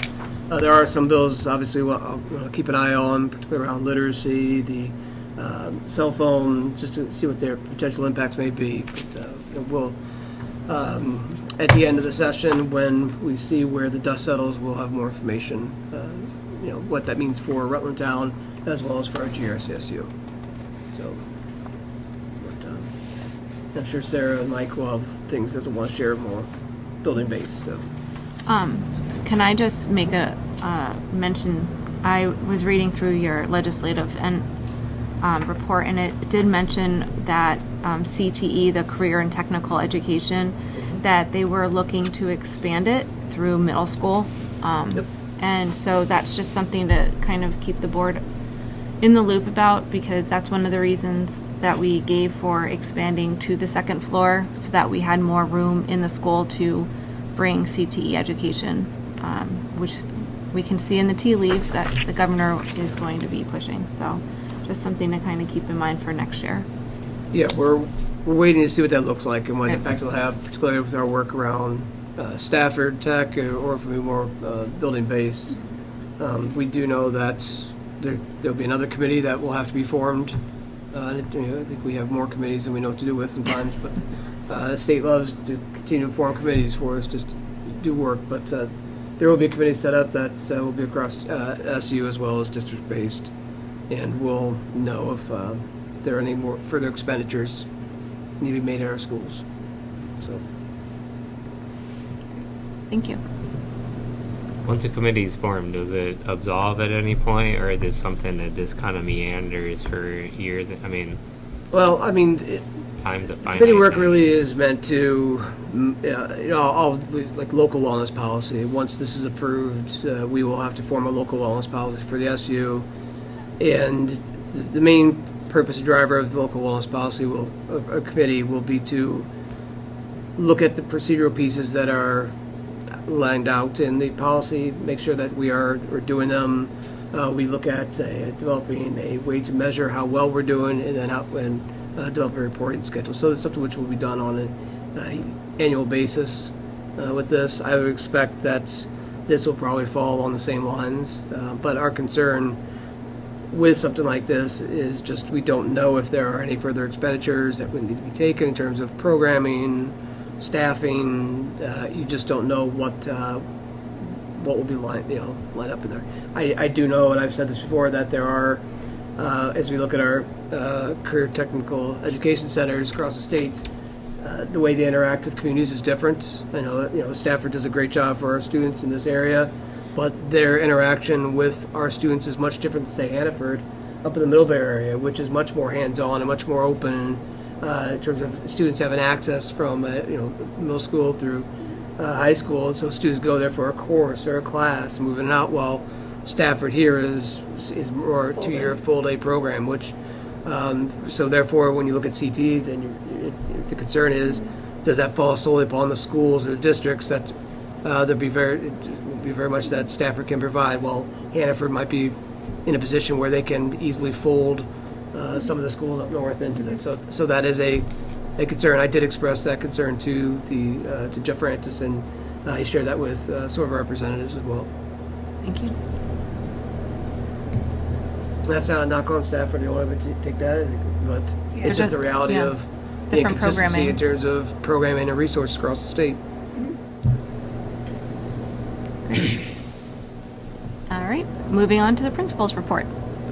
Thank you, everyone. I would like to start, which is not on my principal's report. I found out this morning that our Dennis Van Buren is our coach for our middle school rock climbing team, and he gave his stipend back to the school to help pay for the DC trip, and we were state champs. So congratulations to all of our middle school rock climbing students and coach as well. That was wonderful. So the trophy is in the office if anybody wants to take a peek at it, and we'll get some pictures on social media. Preschool screening took place on February 26th. We had 18 little people come in for screenings. We have a few more that we've identified. Tracy Sabaka, shout out to her, who did a great job just reaching out to some of our homeless hotels as well. So we have some more kids that we will screen in the coming weeks. 8th graders took the NAEP test on February 29th. VITCAP testing schedule was completed and PD was provided last week. It was agreed that teachers will give a formative assessment and a practice test prior to administering the VITCAP, and testing will start next week. We had 12 middle school artists that represent Rutland Town School and the Chaffee Art Center annual student show this year, so I've listed their names and grades. Congratulations to all of the artists, their hard work and creativity, as well as Sally Hogan, our amazing art teacher. Boys and Girls Club, Zach Belden is our unit director here at Rutland Town, and he started Power Hour, which is great. You may see some kids after school in the conference room with him. More of a homework club, study skills. So if anybody wants to join Boys and Girls after school program, they don't turn anybody away. It's a great program, and again, that homework club, organization club, is off to a great start. So Mike and I had a good time observing them work hard yesterday. Shout out to Miss Cornell and Miss Neary, as well as 3 of our students who are headed to Montpelier on March 28th for the state spelling bee. Miss Vanaville, Mr. Lamar, and as Abby mentioned, they had their Getting to the Why data analysis retreat this evening. Mr. Lamar, Mrs. Yaddo, and Miss Arnold are continuing, and I'll have him talk about a couple of these things in a little bit. Visit middle school classrooms for social emotional lessons during TA time. PLC leaders met the Monday we came back for break to come to consensus on what we need to do for VITCAP, the schedule, as I mentioned, those assessments and practice tests, and we will have a letter that goes out in the next couple of days. Mr. Lamar and I just looked at that today, that will inform families, and we've decided to include the link if any parents out there want to try the VITCAP practice test. exciting Friday night. Go for it. Let's see. In preparation for the eclipse on April 8th, Mrs. McDougall's 7th graders are offering some hands-on stations for elementary school students, and I just love how the big buddy, little buddy, and just this, kids working together across the school. I just love that we can bring all of this back. So she did a sign up. I think everybody signed up really quick. And thanks to Chris, he was able to get some more glasses for the eclipse, and then Katie wrote a grant through Echo, and she got a bunch too. So I think we'll be able to pass out glasses to all of our students, which is great. Our data review meetings for EST were February 7th. Mr. Lamar will review some behavior data with you as well. Some physical plant updates, just the skating rink. This is the second year that we have not used the skating rink. So it is a ton of work to put up and disassemble. It's just the weather, Vermont weather. You are right. It's like 1 year it was great, last year it wasn't great. And just when we thought we didn't have the best winter, went and redeemed himself yesterday. And I had no snow where I live. None. There was no snow. No snow. And just dumped on here. So the skating rink will be drained and removed. We're waiting on the last air testing samples from the state for PCB. You heard about stormwater. Field work, we were having some kids stay off the large field because Kelly was hoping to do some reseeding and some other things to get the field ready, and then we got some snow, so that'll happen at some point. We're working on plans for preschool fencing, but just budget-wise, we didn't really plan on that this year, so we're figuring some things out. Yesterday, we had Nick Strantz, who does Jump Rope for Heart, came and taught hands-on only CPR to our 7th graders. Channel 3 was here as well, so you should see something on the news in the next day or so. I haven't heard back from Channel 3 yet. As Tim had mentioned, we partnered with Sarah McGee from Pride's Artist, Pride Empowered. We're going to have the Disney's The Jungle Book play, so that was open to grades 3 through 8. So we had tryouts for a couple of days, and then the show will begin June 7th and 8th. Excited to bring our play back. Some things that are always on our wish list, like we would love a mic set because we have to rent that anytime we have a play, and that's over $1,000. So there's always, just for voters out there, there's plenty of fluff things that we would love to spend money on that we don't. So we do have some money in that line item from kids fundraising, from admission tickets and stuff like that we'll be able to have a nice production, and it's just a community event, which is great. Well, Mr. Lamar was with Getting to the Why. I was on a virtual meet with our 7th grade families to discuss Washington, D.C. for next year. So we're in the planning stages of that already, and thanks to those parents that helped, Tina and Tim, you both helped with the bake sale. So you already raised $1,100, which will pay for one student to go to D.C. next year, which is great. So that was at town meeting. So thank you to all the voters that supported the bake sale and our soon-to-be 8th graders that will head to D.C. next year. Tina did a lot of the bake sale. I saw you come in with something in your hand, so I gotta I don't know. I contributed some. Okay, yeah. This the muffins? I should remind you to get the coffee thing too in the teacher's room. I just rinsed it out. It's in the drain board. Okay, and that is the school's. It's not mine. Oh. I already took ours back. Oh. Kelly found those for me. Okay. So we have in-service this Friday, the 15th at Pulteney. Girls in the Run and Heart and Soul, they start next week, which is exciting. Jazz Night is happening. We have a couple early release days, parent-teacher conferences that I mentioned. Later in April, I'll have the final meeting with 8th grade parents to get ready for DC. And then we'll have an early release day before spring break. Challenges, Mr. Lamar laughs at me every time I read this. We continue to be short-staffed. We really need substitutes. Anybody out there wants to come sub, we have a great school. Even if it's just for a couple of days, we could use the help, and we really need help for preschool staff. So there is a stipend for substitutes that are willing to go through the training to be preschool certified as a substitute. So we are in need of subs. We are looking to hire a special educator that's been open all year. Mrs. Sanders, our current sixth grade math and science teacher, is going to move to math intervention next year for middle school. So we are currently looking to hire a sixth grade math and science teacher. And we are yet again looking for a middle school girls lacrosse coach. So if anybody out there would like to coach middle school girls lacrosse, our person that was going to do it took a job at the high school. So we're still in need of a girls lacrosse coach. And our enrollment numbers are there, but there will be 3 more as of Thursday. So I gave a tour to a family that was, of course, shopping to be in the district. And so we have a 4th grader, 6th grader, and 8th grader that they're going to shadow tomorrow, and they're going to officially start Thursday, if not Monday. And that's it. If somebody has any questions, and I'm going to hand a few things over to Mr. Lamar. Okay. All right. I just want to make sure, Louis, so then we'll have 3 more students next year, right? Oh, no, 2 more students? No, they're not tuition kids. We just have 3 more students to the Right, total just into our number. Yep. Okay. And actually, I think we have another, we have 4 by next board meeting. Thanks. Okay. So just on getting to the why, shout out real quick to Mrs. Manaville and all of the kiddos that did that tonight, and also Tim, Abby, and Tina for coming down to visit them. I think they were really glad to see the turnout. We weren't sure what it would be, so I think they were glad about that, and we appreciate you all coming down to do that with them. So yeah, I can talk about the TA lessons too. That, of course, is in response to, we talked about towards the beginning of the year, we saw an uptick in the number of hazing, harassment, bullying cases that were here. So we continue to go around to TAs and do SEL lessons and tie in those concepts to them. We'll look at behavior data in a minute, and I can kind of talk some more about that too.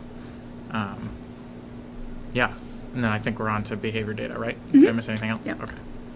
So this is behavior incidence data. So this information is pulled from Infinite Campus, which is how we log incidents at the school. I took a comparison of up to January 31st from last school year and January 31st of this school year to get an equal kind of comparison there. So you can see in this second slide after the title, it starts with the school year 22-23, and then you can see major behavior incidents compared to minor. So the major ones for last year recorded were 2. Those would be major incidents would be considered like hazing, harassment, and bullying. And then minor, that's an example of major incidents. And then minor incidents, 183. That, again, is through January 31st of last school year. And then of this school year, we've had 11 major incidents and then 169 minor incidents, again, as of January 31st. Through that data comes from. A couple things on that I can talk about. I think behavior is especially in this major, there's an obvious uptick in that, like what we've talked about before. I do think a big part of that, too, is with our lessons that we go around and teach kids, we especially talk about advocacy and advocating for others. And so if they see something, say something. And we're really pushing that in those lessons. So we teach them like 4 specific ways that they advocate. And I can say a number of these incidents are actually because students from those lessons recalled what we had done and knew that they needed to report it. So we'll go through like scenarios. One of them, for example, was like a friend makes a derogatory comment about somebody's like race, religion, culture, something like that. What would you do in that case? How would you advocate for your friend? And then we teach them that you would report that. If you see or hear something like that, you have to report it. It could be something like harassment. Not for sure, but because it could be, that's where you would report it. And I think part of a number of these is because of that too. And kids have said, well, we remember from those lessons, like we have to say something, we've got to report it. So, like Miss Yato, can I talk to you for a minute? Or Miss A, who helps out Miss Yato, or myself, they'll come to me and talk to us. So I do think a number of those, at least recently, are due to that, and kids specifically citing that. So in other words, it's not even though it looks like it jumped up tremendously, it's not necessarily that the number of times that it happened jumped up, but maybe now kids are learning how to report it or recognize it and learning to have the courage to report it. Exactly.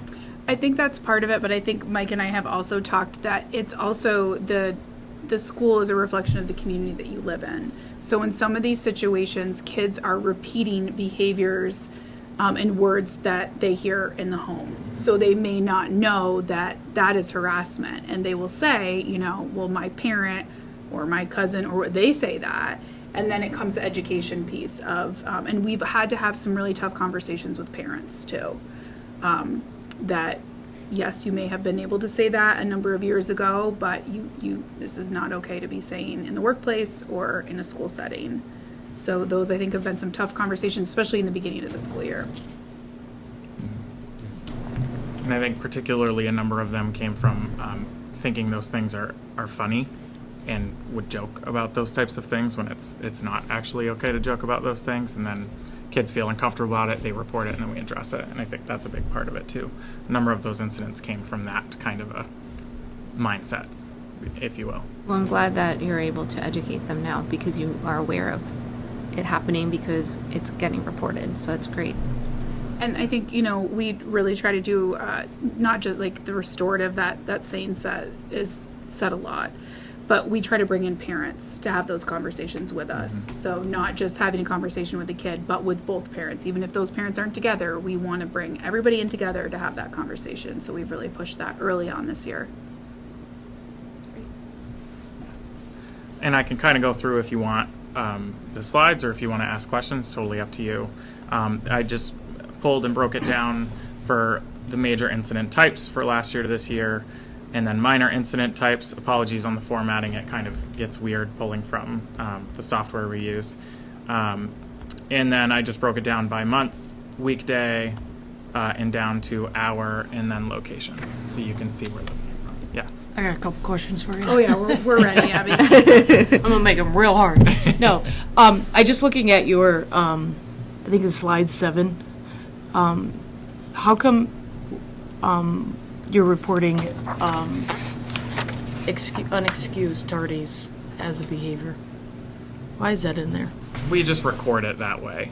So that's not necessarily a behavior incident, but that's how we keep track of it. So if kids are tardy 3 times unexcused, then we note it in Infinite Campus.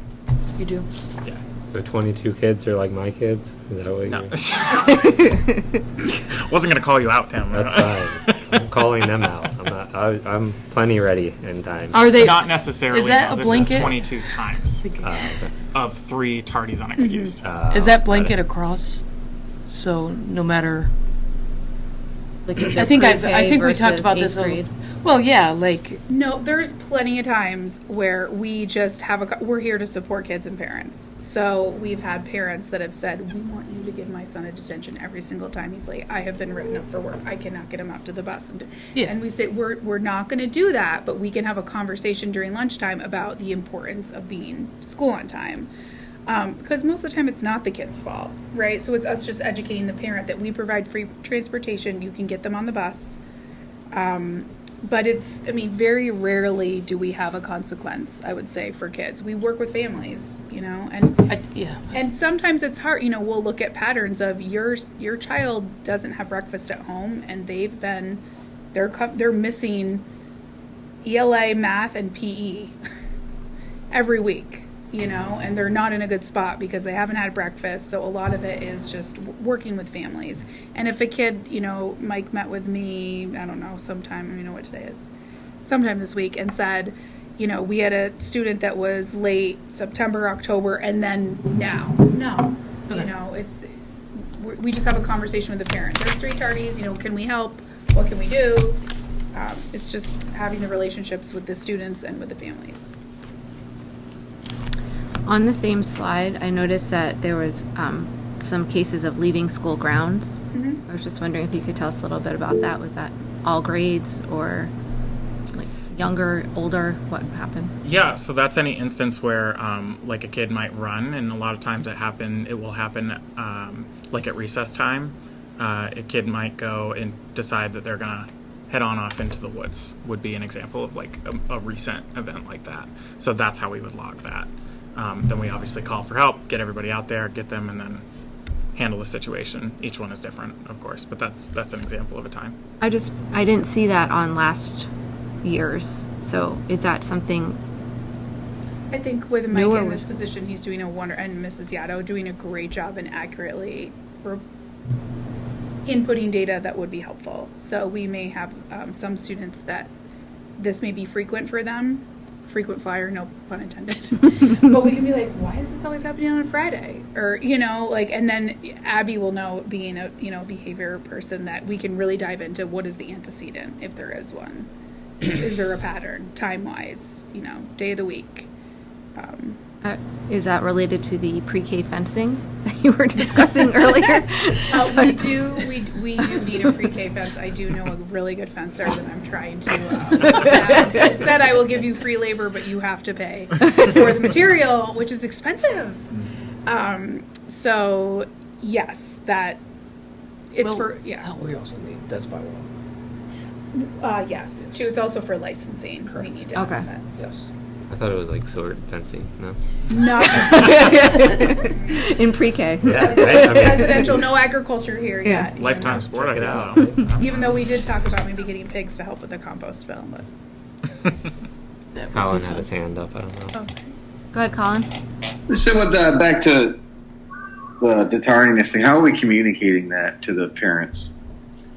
So we do it in a few ways. I usually call them. Myself, Officer Angie helps me with that also, or Sarah, depends who's available and who can call. And then we also send letters that go out to families too. So those are the two main ways. Good. I'll speak from personal experience here. I'd appreciate if we could do the phone calls first, be a little bit more personal with it. No one in this room, and now certainly, but years past, going through it. No, I'm not the most on-time person, but with twins and kindergartner, just my interaction with the person at the time who was leading the charge, who's not here anymore. It was just very impersonal.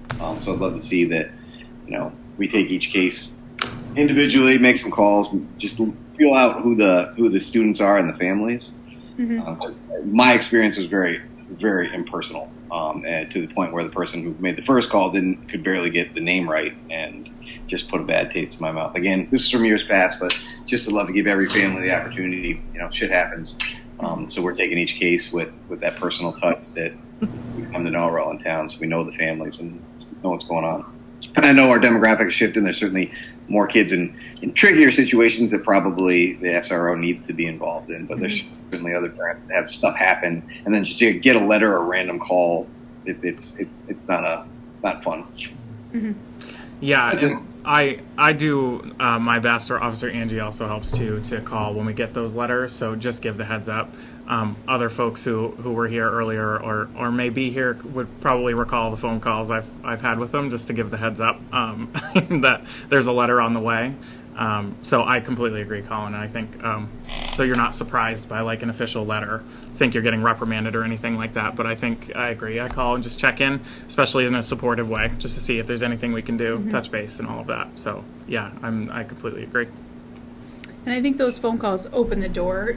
Sometimes they're more apt to share information about. There just could be a lot going on. Sometimes Mike and I will talk and be like, oh, we didn't realize maybe family split or a kid needs some help, and we're here to support. And we want kids here, fed, and on time to set their day up for success. Yeah, we got the speed limit sign that slows you down now. That's Scares me every time.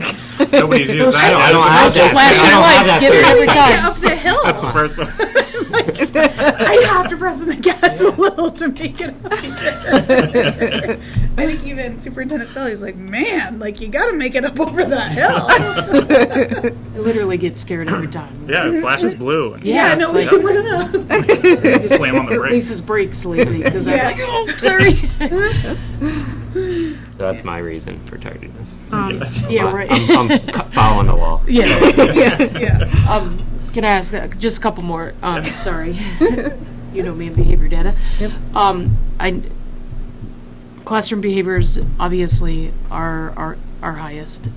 They are everywhere. What supports are in place, just because I know for teachers or trainings, just to help with, mitigate some of those classroom behaviors? I think a big support, of course, Miss Yaddo, Miss A in the PFS room. So anytime a teacher might need help with those, they can radio if it's like kind of an in the moment thing. I think there are also teachers reach out a lot if they're struggling with particular kiddo, particular behavior. What can we do? Get together, brainstorm. Even Ms. Tetzlaff and I, like, we've been in meetings even this week to help with instances like that, just to help the kiddo.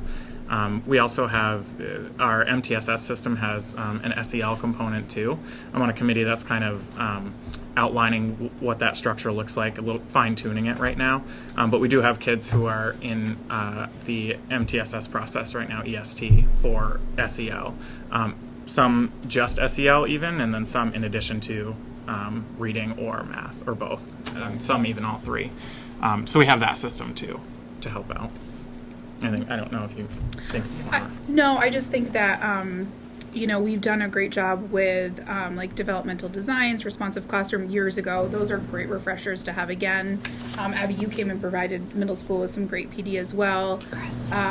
And I think that even Mike and I were saying last week, Mrs. A and Miss Yaddo are like us. I mean, there are times where I'm like, I haven't drank water all day. I mean, it's bananas.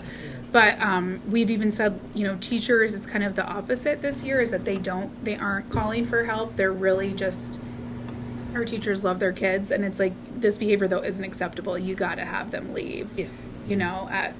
But I think sometimes they internalize that, like, but I want this kid here. And so some of this, it may be a handful of kids over multiple instances, I would say.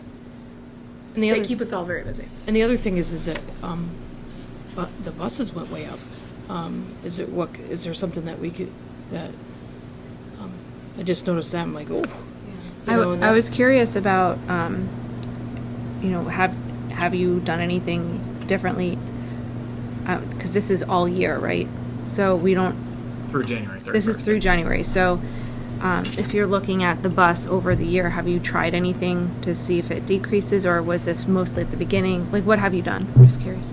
Yeah, I think, first I established a rapport with the bus driver, so I know them pretty well at this point. And one thing I've even said to parents, like, I don't like it when it's always a negative call, especially from the bus, like if we know the kiddo struggles.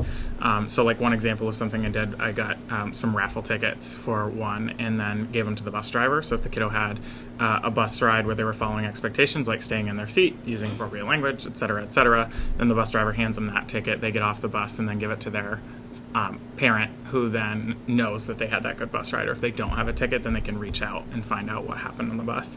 And then they get, I think, whatever reward we set up with the family at home. That's like one example of a proactive kind of reward system to help with that. We even have some who do that here at school. They get off the bus in the morning. If the morning is more trouble, I mean, it depends on the kid. Like morning ride might be tougher, or maybe they only ride in the morning. They get off, like they give the ticket to Miss Yaddo, Miss A, they get to pick a prize, etc. So we also do proactive too. I also think utilizing the 7th and 8th graders on the bus. I know last year they split up a lot of those 7th and 8th graders and put them on with the pre-K, kindergarten, they first were grade. not happy about that. They weren't happy, but they kind of did like it. Like, I mean, I wonder if trying that. I moved one kid and was like, I don't know how you teachers deal with it. But it shows empathy. I have the worst headache and I have the shortest bus ride. Yeah, like 10 minutes. I'm like, you're on for 10 minutes. I just thought if you could help just a little bit. But I also wonder if bringing the bus drivers in, I know that's where it's difficult, Mike's been doing that. like, but to some of your PD that you do, like if you do like the classroom PD, that's a great bringing idea. the bus drivers in so that, or even having like your classroom teachers go over bus expectations with your bus driver in the classroom, bringing the whole class out with the bus, and making sure that the kids understand the teachers on board and the bus drivers on board. I just throwing out some ideas, and that's probably not my place, but That's great ideas, Abby. but I just worry because the bus, obviously it's tricky for the bus driver. Their job is to get 75 kids safely to school. So if there's major behaviors on the buses, we want, I would love to see that number go down a little bit. I think we all would, including especially our bus drivers. And I think, not with getting too personal, but we do have a lot of homeless kids and some kids that have not ridden the bus. And so again, some of these may be the same student with some of these behaviors that we're working with. Well, and if we had our own bus system, like It would be great to take a kid out and teach him how to ride on the bus. And Like, we, you know, like. we practice that. Yeah. So like for preschool and kindergarten, we'll have the, Mrs. Velde comes and we talk about, how to ride the bus and how to sit on the bus. But it's just amazes me when I'm like, would you act like this? Yes. Like on camp, would you do that with your parents in the car? Like, oh no, my mom would kill me. I was like. Or some might say, yes, that's exactly right. Your shoe Be just honest. flew back. Like, you've opted 4 seats. This doesn't look Yeah. safe to me. And when we do evacuations too, we put those in there. We do those twice a year. So Yeah. talk about expectations on that, and that's whole school. Everybody does it, whether they ride the bus or not. Usually ride the bus. I think in Rutland City, they also have a bus monitor on every bus. They do? So is that something that we've ever done? Unless it's within a student's IEP. Not since in the 11 years I've been here, I haven't had that. Well, then you would Jeff have to may pay know him this. earlier to come early to get. They don't have one on every bus. Additional cost. Yeah, it would have to be, and it's very tough to find. Somebody that wants to come at 7. Ride a bus for an hour in the morning and in the afternoon. But sure, I'd love to add that fluff, as Colin said, or he said. That would be great. It's great though. Thanks for letting me ask my questions. Anytime. I had a lot of the same, so I appreciated Oh, it you're as well. welcome. But I didn't have as good of ideas to help. So, thank you. And thank you for providing those. It's all Mike. He gets a credit.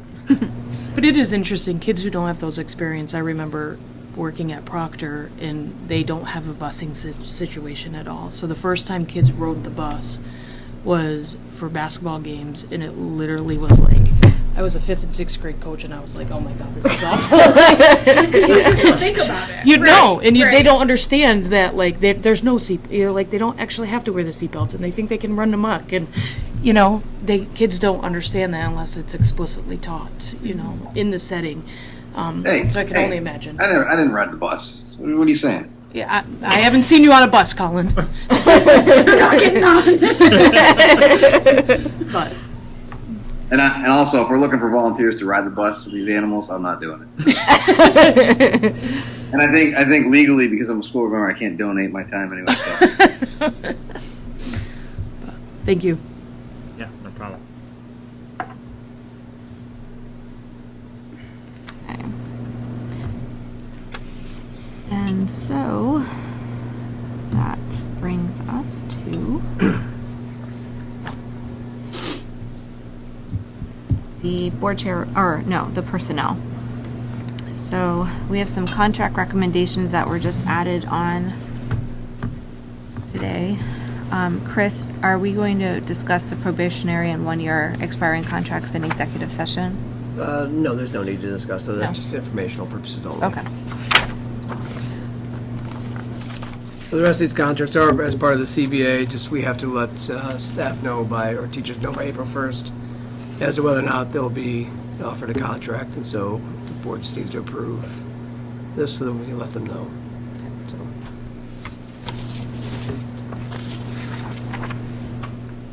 And that's only the top half, because we don't do the support staff, is that correct? That's just informational? Right. Um, And we will have any non-union positions come before the board in April. So I'll move on. Should I list them all out loud? Didn't we put them in the minutes last time, I thought? I think just because there's so many. Yes, you can approve and just make note that a list will appear in the minutes if you'd like. Yeah, I think that would be easier. At least for the, Sean, I can just attach, it says an addendum to the minutes as well. that would be great. So I'll need a motion to approve the probationary employees and staff with expiring 1-year contracts and the employees with 1-year contract expiring at the end of this year as a long-term sub. And do I have a motion? Thank you, Colin. All in favor? Aye. Aye. And then the regular contracts for the board, there's one professional staff, which is a long-term sub, Cassandra Kosmalski, for 17,374. And who is she covering for? She's currently Mrs. Prozos, and then she's going to shift over to Mrs. Atori. Perfect. She's doing awesome, by the way. She- Ace's got it right now. Thank you. She is doing great. So Tina, you're either going to name all or none. So I think. Yes. So I was just going to stop with that one. Okay. Yep. Okay. So the administrators and bargaining unit teacher contract salaries will be included in the minutes, as well as the informational purposes only support staff. I'll make a motion to accept those comments. Thank you, Abby. All in favor? Aye. Aye. And I know you guys are going to publish them in the minutes, which are publicly available. But can someone call me and just read that list to me? I was kidding. Oh, I was like, I'll call you on my way home. Yeah. I'd just like to make sure all the information is spoon-fed to me and I have to go look for it. Thank you, Colin. Okay. Vacant resignations. We have one resignation. And I have to get hers back up. Emily Vanderhayden. Emily Vanderhayden, who was approved last time as a long-term sub and resigned before starting. No, she Or worked a one- day or 2 two. days. 1 or 2 days. Okay. So I need a motion to accept her resignation. I'll make a motion to accept the resignation. Thank you, Abby. All in favor? Aye. Aye. And then vacancies. As Sarah mentioned, there's a 5th, 6th grade math and science teacher vacancy, right? Sixth grade. Just Sixth 6th grade- grade, sixth grade sorry. math and Just science. 6th grade math and science. And then And then the long-term sub we just filled with. Yes, with Cassandra Kozmowski. Kozmowski. Great.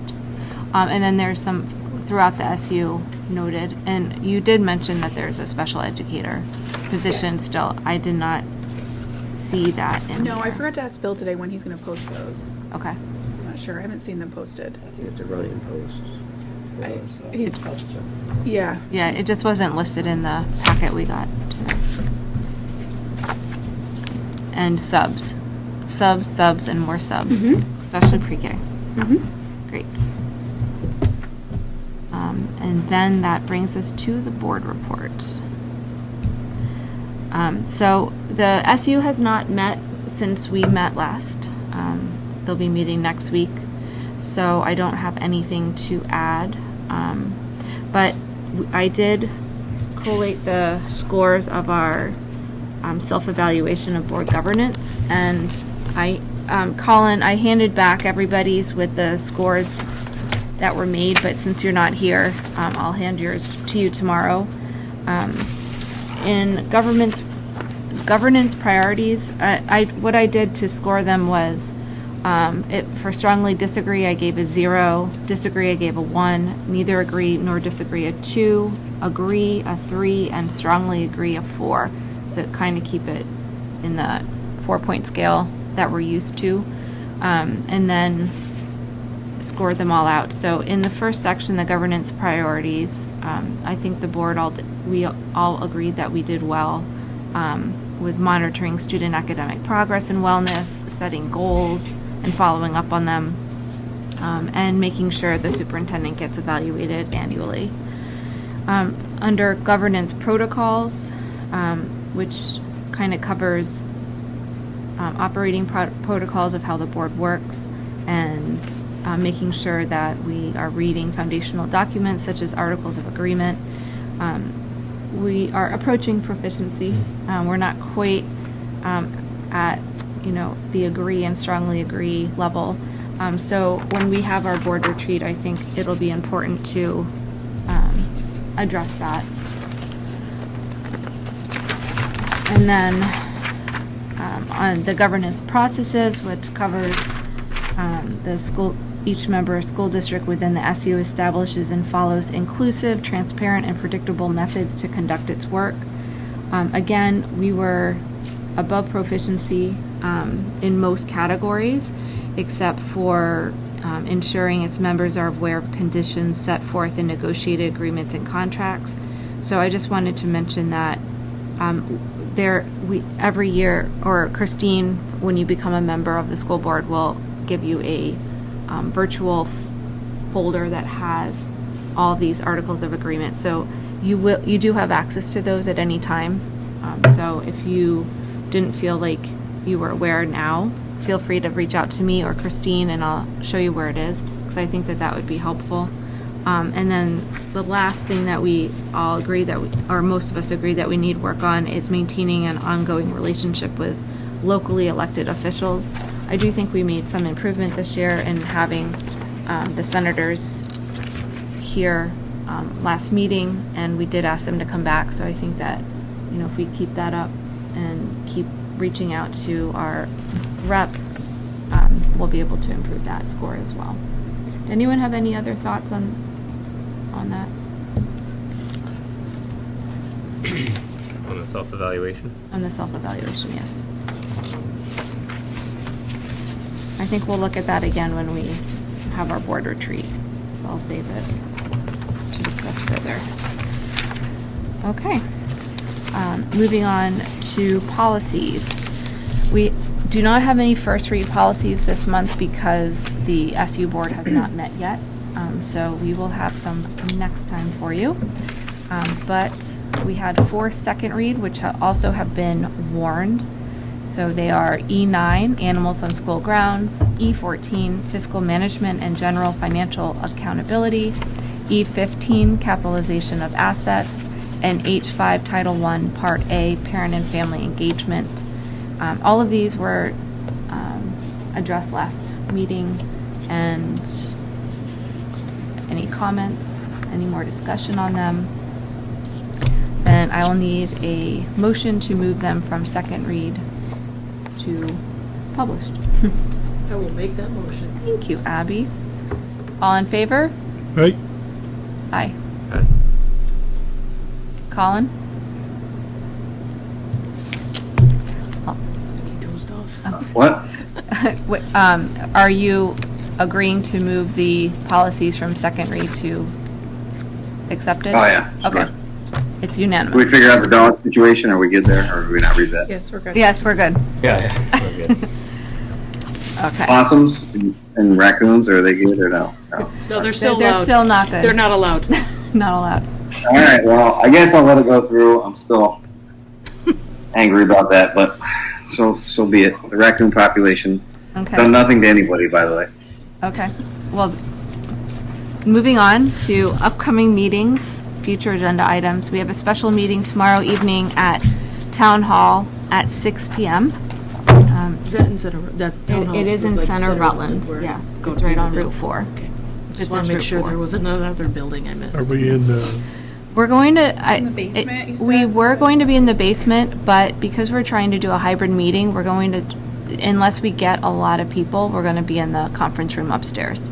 okay. If we get more than 30 people total, then we're going to move down to the basement. So, are you able to get onto the Google Meet with your computer? Yeah. Okay. Would you mind bringing it tomorrow in case we need to, one to show us Yes. and one to be on? Yep. I will. That'll be great. Yep.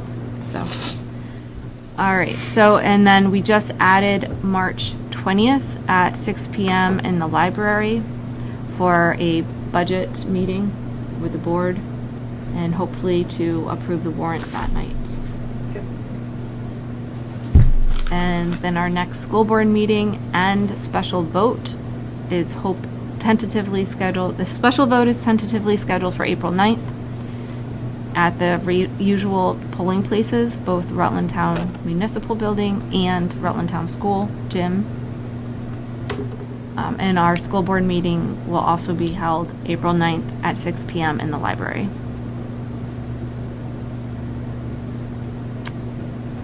Tina, can I ask a question? Yes. I have a suggestion and a question. So another suggestion was going to the transfer station over the weekend, maybe with some flyers. There's a lot, from what I hear. A lot of talk this There's a weekend lot at of the talk at the transfer dump. station. Yes. At the, right? There's I- a lot of talk at the transfer I station. am not available this Saturday. I I have would actually a load, so I consider- can go for a little bit. It was just an idea. Mike and I had talked about that I was thinking that earlier. we could wear sandwich boards that say, school budget questions, ask me. Or something. Yes, I mean, how long is the dump open? It is 7 in the morning till 1 1 o'clock p.m. in the afternoon. Yeah. I might be able to be there the following weekend, but I can't be there this weekend. It may help if you have something to hand out too. Yeah.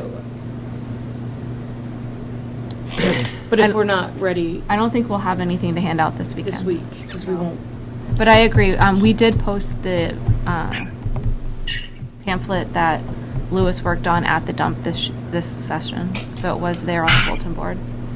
But maybe bigger, brighter signage might be helpful. So something to consider. We'll discuss next week. Can I just ask a question too? And I've had community members ask this, and I'm not sure, and I'm curious. Why are there 2 polling places? For the west and the east. Right? Why? So depending on your your I geographical understand that, location, but why? I have a lot of whys. I don't have a lot of answers. I think Right. that's, I don't Because know. people have, even teachers, they're like, I have to go to Center Rutland. I Yeah. don't know why. It's where you live. But and then they've asked me, Sarah, why do you have to have 2 polling places? Why can't it just be the school? And I said, that's a great question. I don't know.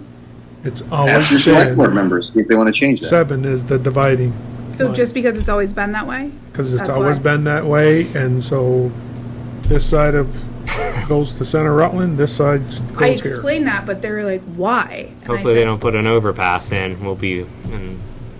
So does the select board, are they the ones that, Yes. okay. So that's who I should send them to, because they said, well, I said, I don't know, it's always been that way. I always send them to the town Although clerk. some of that may actually have to do with the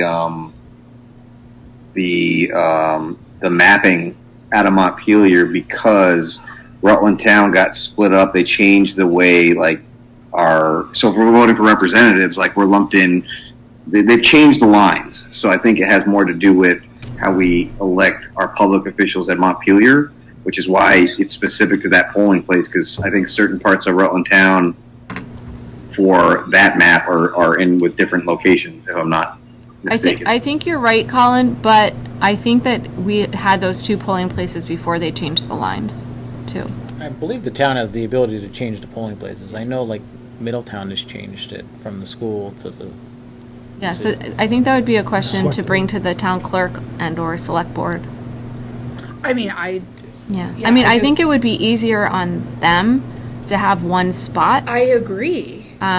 but it might be harder Lower for some. turnout, Yeah, I think the they're turnout trying to would be increase better. turnout by having Right. it 2 places. Because just at drop-off, Mike and I got some feedback on the budget not passing, and that was a couple of parents are like, why do I have to go to Center Rutland?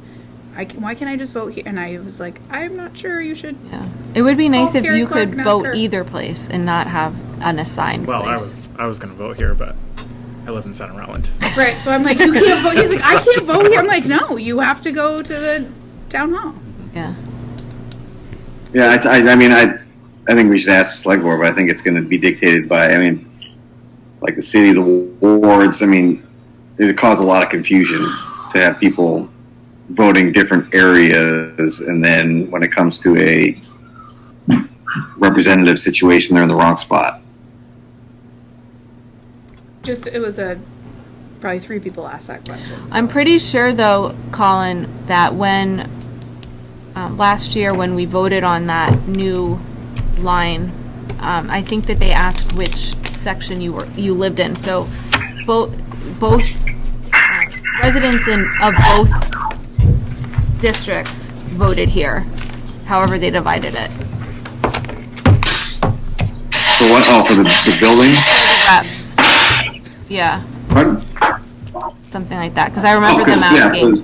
for the building, they really wanted to make sure that we didn't want mail-in votes for the presidential election, but we needed them to have this so everyone could vote. Yeah, I know exactly why.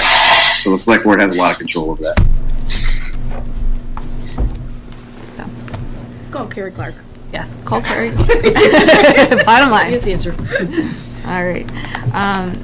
Teacher, staff, community comments anymore? Going once, going twice. All right. Do we need an executive session that you're aware of, Chris? No? Okay. Good and welfare. I was very appreciative of the town donating so much at the bake sale. Being able to already fund a student for DC is really helpful, considering that it sounds like the needs are pretty high. So thank you, Rutland Town community, and please continue supporting us as we have more fundraisers. Just my wife had come in the other day to bring Lincoln in, and she just happened to notice her 40 years of teaching at Pulteney that the kids came in and they got their coats off. They had a list of things to do, and the atmosphere in there was just electric. And everybody knew what they were doing. They knew. Lincoln sat down to have his breakfast, and it's like a bunch of kids do that, and it's like, it was amazing. She was just so impressed with that. And that's a 40-year veteran. It is pretty exciting to go down there and see those. I think one of your grandson's comment was, "How was your weekend?" It was wonderful. She's amazing. There are little conversations, and he actually corrected me because the tractor beeped at him. And I said, "Did you see a tractor?" And he can say my name perfectly. He's like, "Miss Tetzlaff, it wasn't a tractor. It was a bucket loader." That's right. Oh, he knows his equipment. He knows my son is very similar. But thank you. I will let the preschool teachers know that. Yeah. That's a huge compliment. It was amazing. She was very excited to see that. I got two shout outs. One is to you and Ms. Beneville in your work with the students for getting to the Y. I've seen Ren's confidence, even presenting today, like she's super shy, quiet, but she was able, I was kind of impressed, so, but she talks to me about it all the time, I'm really nervous about this. I'm like, and then she comes back and is beaming about the things that they've done. So I really appreciate that. And just a huge shout out to Miss Yaddo. It's a hard job, what she does every day. And, she's helped out my little guy a lot this year. And I just really appreciate all the work she does for the kids here. And because that can be a thankless job sometimes, and she's on her toes all the time and probably exhausted. So to her and her teammate, they do a great job. So thank you. Thank you. I'll go. So, so my initial intention, and I don't feel a little guilty about this now, but was to go to our Rutland Town basketball practice from 5 to 6 and then come here, because I thought Jen was going to getting to the Y, and I was like, oh, that's covered. But then she was hopping on the DC trip, and she's like, no, you're going to that. And I'm just like, I'm really happy I did. It was very engaging, really eye-opening. The kids taking these very negative situations and finding solutions, which is huge. Everyone. We can easily complain, and we often do, but for these kids to come up with solutions to it is just really cool. So, so I'm so glad that I did go. And then I will add a plug for these 5th and 6th grade Rutland Town boys, because they're in the Glodzik. They play Thursday night at 6 against Middlebury, and if they win that, then they will play the winner of the other side of the bracket on Friday night at 7:30. And with a chance of going 19-0 if they do this. Whoa! So, I heard it was a bell ringer Sunday, right? Oh yeah! Shout out to Will Murphy with a buzzer beater with 2 seconds left. Good thing that wrist was healed. My daughter. Oh yeah, So yeah. Never hear the end of it from you. So that was awesome. So that's cool. Great day all around. Colin, did you have anything to share? Yeah, I don't know if we addressed it at any point in the meeting, but congratulations, Jeff and Tim, landslide victories in the hotly contested school commissioners race. Now, I just appreciate all of you. I know we went through a tough budget, and we're not through, but each of your dedications to the school system, our administrative staff, Sarah, Mike, and Chris, and the work you guys have done over the years, and I know we'll get through the next couple weeks. And get these kids and our staff what they need. So I appreciate all of you. Thank you. I also just wanted to mention thank you to the community that came out for town meeting to learn a little bit more about the budget, to share their views. We really appreciate hearing from you. So hope to see a lot of you tomorrow too.